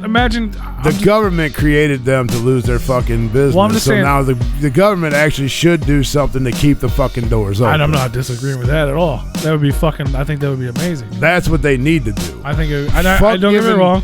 Fuck giving these $1 million companies Well, I agree. these $1 million profit companies money. I agree. You need to take care of the mom and pop stores, 'Cause the y'all are local good. fucking shops, Y'all are good. because that's what keeps our economy going. That's what keeps. Most people go to a mom and pop shop than they do a fucking. Well, I think they don't. I think that's the problem. That's why there's $1 million companies and there's mom and pop. But most people would rather go to a mom and pop shop versus having to. At least that would be an option out there instead of going. I'd rather go to a mom and pop shop than go down to Applebee's. Yeah. You know what I mean? Just because I know that the people are good there, the owners are fucking good. That's where I want to spend my money. I agree with you, but I also don't think you're doesn't. right. No, it doesn't happen. I don't think you're right. I don't even think you do that. I guarantee you've been to McDonald's way more than you've been to fucking Slingers. Oh, well, of course. I mean, because I don't have time for that. Yeah. But that's just me. That's everyone. That's the whole world. Nobody has Sure. time. This is the first time anybody's ever had time for anything. I don't have time to go sit in somewhere. That's why I said I don't have time for that, because I don't have time to go sit in somewhere. Well, yeah, nobody does, though, in general. The general population doesn't have time for that. But at that mom and pop shop, if Slingers would deliver, hell yeah, I'd order that shit. They more. probably do now. I don't even know if they're open. I'm just saying. No, they're closed right now. But I'm saying it's more convenient. I'm not saying it's wrong or right. No. I'm just saying it's way more. I don't even care for McDonald's that much except for breakfast. But I've probably ate there 1 million times in my life because it's right there. Right. Wherever the fuck I'm at, it's right there. True. Even when we go to town, and I'm like, we've argued because I'm like, no, I want to eat something here that I can't get anywhere else. You know what I mean? That was always like my thing. But we're always running late. We're always trying to get somewhere. We have somewhere to be. I'm usually okay with that as long as it's like. If we have the time, we do it. Yeah. But we don't always have the time. Even when we're fucking out of town planning it, Right. we don't have the fucking time. No, 'cause we we end up in a always run late. fucking drive-through. Somewhat. You know what I'm saying? Like maybe not McDonald's is just for reference, but somewhere, anywhere.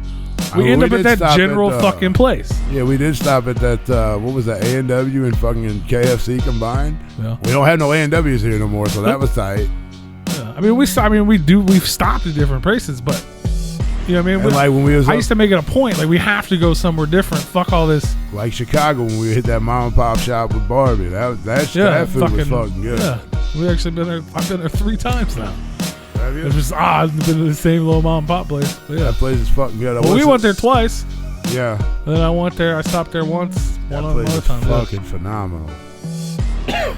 But I'm just saying, like, there's so much. The problem is just like even us having this conversation right now. There's so many little nuances in between about what about this, what about that, what about Right. and most of them are right. But I'm just saying, when you look at everything as a general flat, regardless of what you believe or you don't believe, worst case scenario on side A is we lose everything, but we're still alive. Right? I'll be honest. Worst with you. case I don't even go to scenario that in liquor store side up B. here. Worst case scenario somewhere on else. side B, you're dead. Right. Like, you know what I mean? Like, if everybody's right on this side, and you know what I'm saying? Like, shit goes as bad as they think it might, you're dead. You don't come back from that ever, never. There's no coming back. Nope. You're dead. You're gone. You can't reopen your restaurant because you're dead, or your husband's dead. You know what I'm saying? And you know what I mean? Whatever it is, but it's you. I'm just talking about you in general. You're dead. Done. Right. for Or, sure. you know what I mean? Everybody's right on best. You know, on this side, everybody's right, and you lose everything because they try to protect you from. You know what I mean? It's terrible. Life It sucks, is man. one big gamble. It's and that's you're literally putting, and now like it's like the cards are against us. You know what I mean? And you literally, it's like you're gambling, but you have to assume it's like black. You have to assume everybody has a 10, right? The next card's a 10. Majority of the time, the next card's a 10, right? Oh. It could be something else. You know what I'm saying? Like you could end up losing, but if you're wrong, you're gambling with your life. That's the problem, and nobody knows the answer. The people in control, the people not in control, the people that want this, neither side knows the answer. You know what I mean? That's the way I feel like that's a fact right now. That's not an opinion. Nobody knows. No, nobody knows anything about. Nobody this knows what the virus. right thing to do is. Nobody knows what the best thing to do is. Nobody knows if we should reopen because we need to. Nobody knows if we should stay closed because. But I mean, even though I'm still working, I'm not around people generally. You know what I mean? Like now, I don't even fucking see people. I fucking deliver fucking packages like Santa Claus to your front porch. Ho ho ho! Everybody's jolly. But I get the fucking rules and shit. I want them to go away as soon as possible, and I want to take baby steps to do it. Right. But I have to think back to those people whose option is either lose everything or lose their life. You know what I mean? Like, and that's a real thing that's happening, and that sucks. But you can always come back from losing everything. I don't want that. I hope that doesn't happen. I hope they figure out a way to help these people if that does happen. I mean, just think about all the shit you lost in that fire. You guys bounced back. You know what I mean? So, I mean, it is very well possible. Well, I was just telling you, with the fucking gathering being canceled, I got all this fucking money saved up. And remember, 2 years ago, I had $0. Right. And remember, just because you hit the fucking cuckoo clock and go crazy for a little bit, go ahead and hop back on your fucking meds, and then you'll be okay again. I mean, it's just like that, you know? Absolutely. YouTube, we appreciate you guys hanging out with us. Yeah, I closed that shit out a long time. Well, it's still open. They're still there, so we love Bye, y'all. YouTubes. Tune in next week. I had it up earlier, and I took it down. We have... we got another special guest for you guys. We do. I don't know if you guys know this, but every Monday. Most every Monday. Every Monday. We have a special guest. Next week on the show, we have Mr. Joe Castro. Something a little different for you guys. He's a director, a writer, producer. He's also most known for his special effects. Dude does crazy fucking shit. A lot of so crazy, like Rue doing a belly flop in a swimming pool, crazy. Like a lot of horror B movies and shit. I like those. Yeah. I'm gonna like this guy. I don't know if you guys ever seen Terror Tunes 1, 2, and 3. Those are all his. I have a feeling I might have come across one of those. Like I feel like I've never seen it, and I see the like covers, and I'm like, I'm pretty sure I've seen that somewhere. I might have seen it. But I didn't see the movies, but I know I've seen the name before. Yeah. But all kinds of crazy fucking special effects, blood, gore, madness. He's written some stuff. He's directed some stuff. He's produced some stuff. He's been around for a long ass time. I think it's gonna be cool, man. We need to get up out of here. So tune in for that. Subscribe to the channel. We need YouTube. We're out of here. We're gonna start ending the show at 9:30. It's because we've been having these awesome interviews lately that go way longer than they were going for a while. Yeah, and then we start talking crazy. We gotta start doing it at the beginning of the show. We only get to talk once a week now. All right, YouTube. We're out of here. Much love.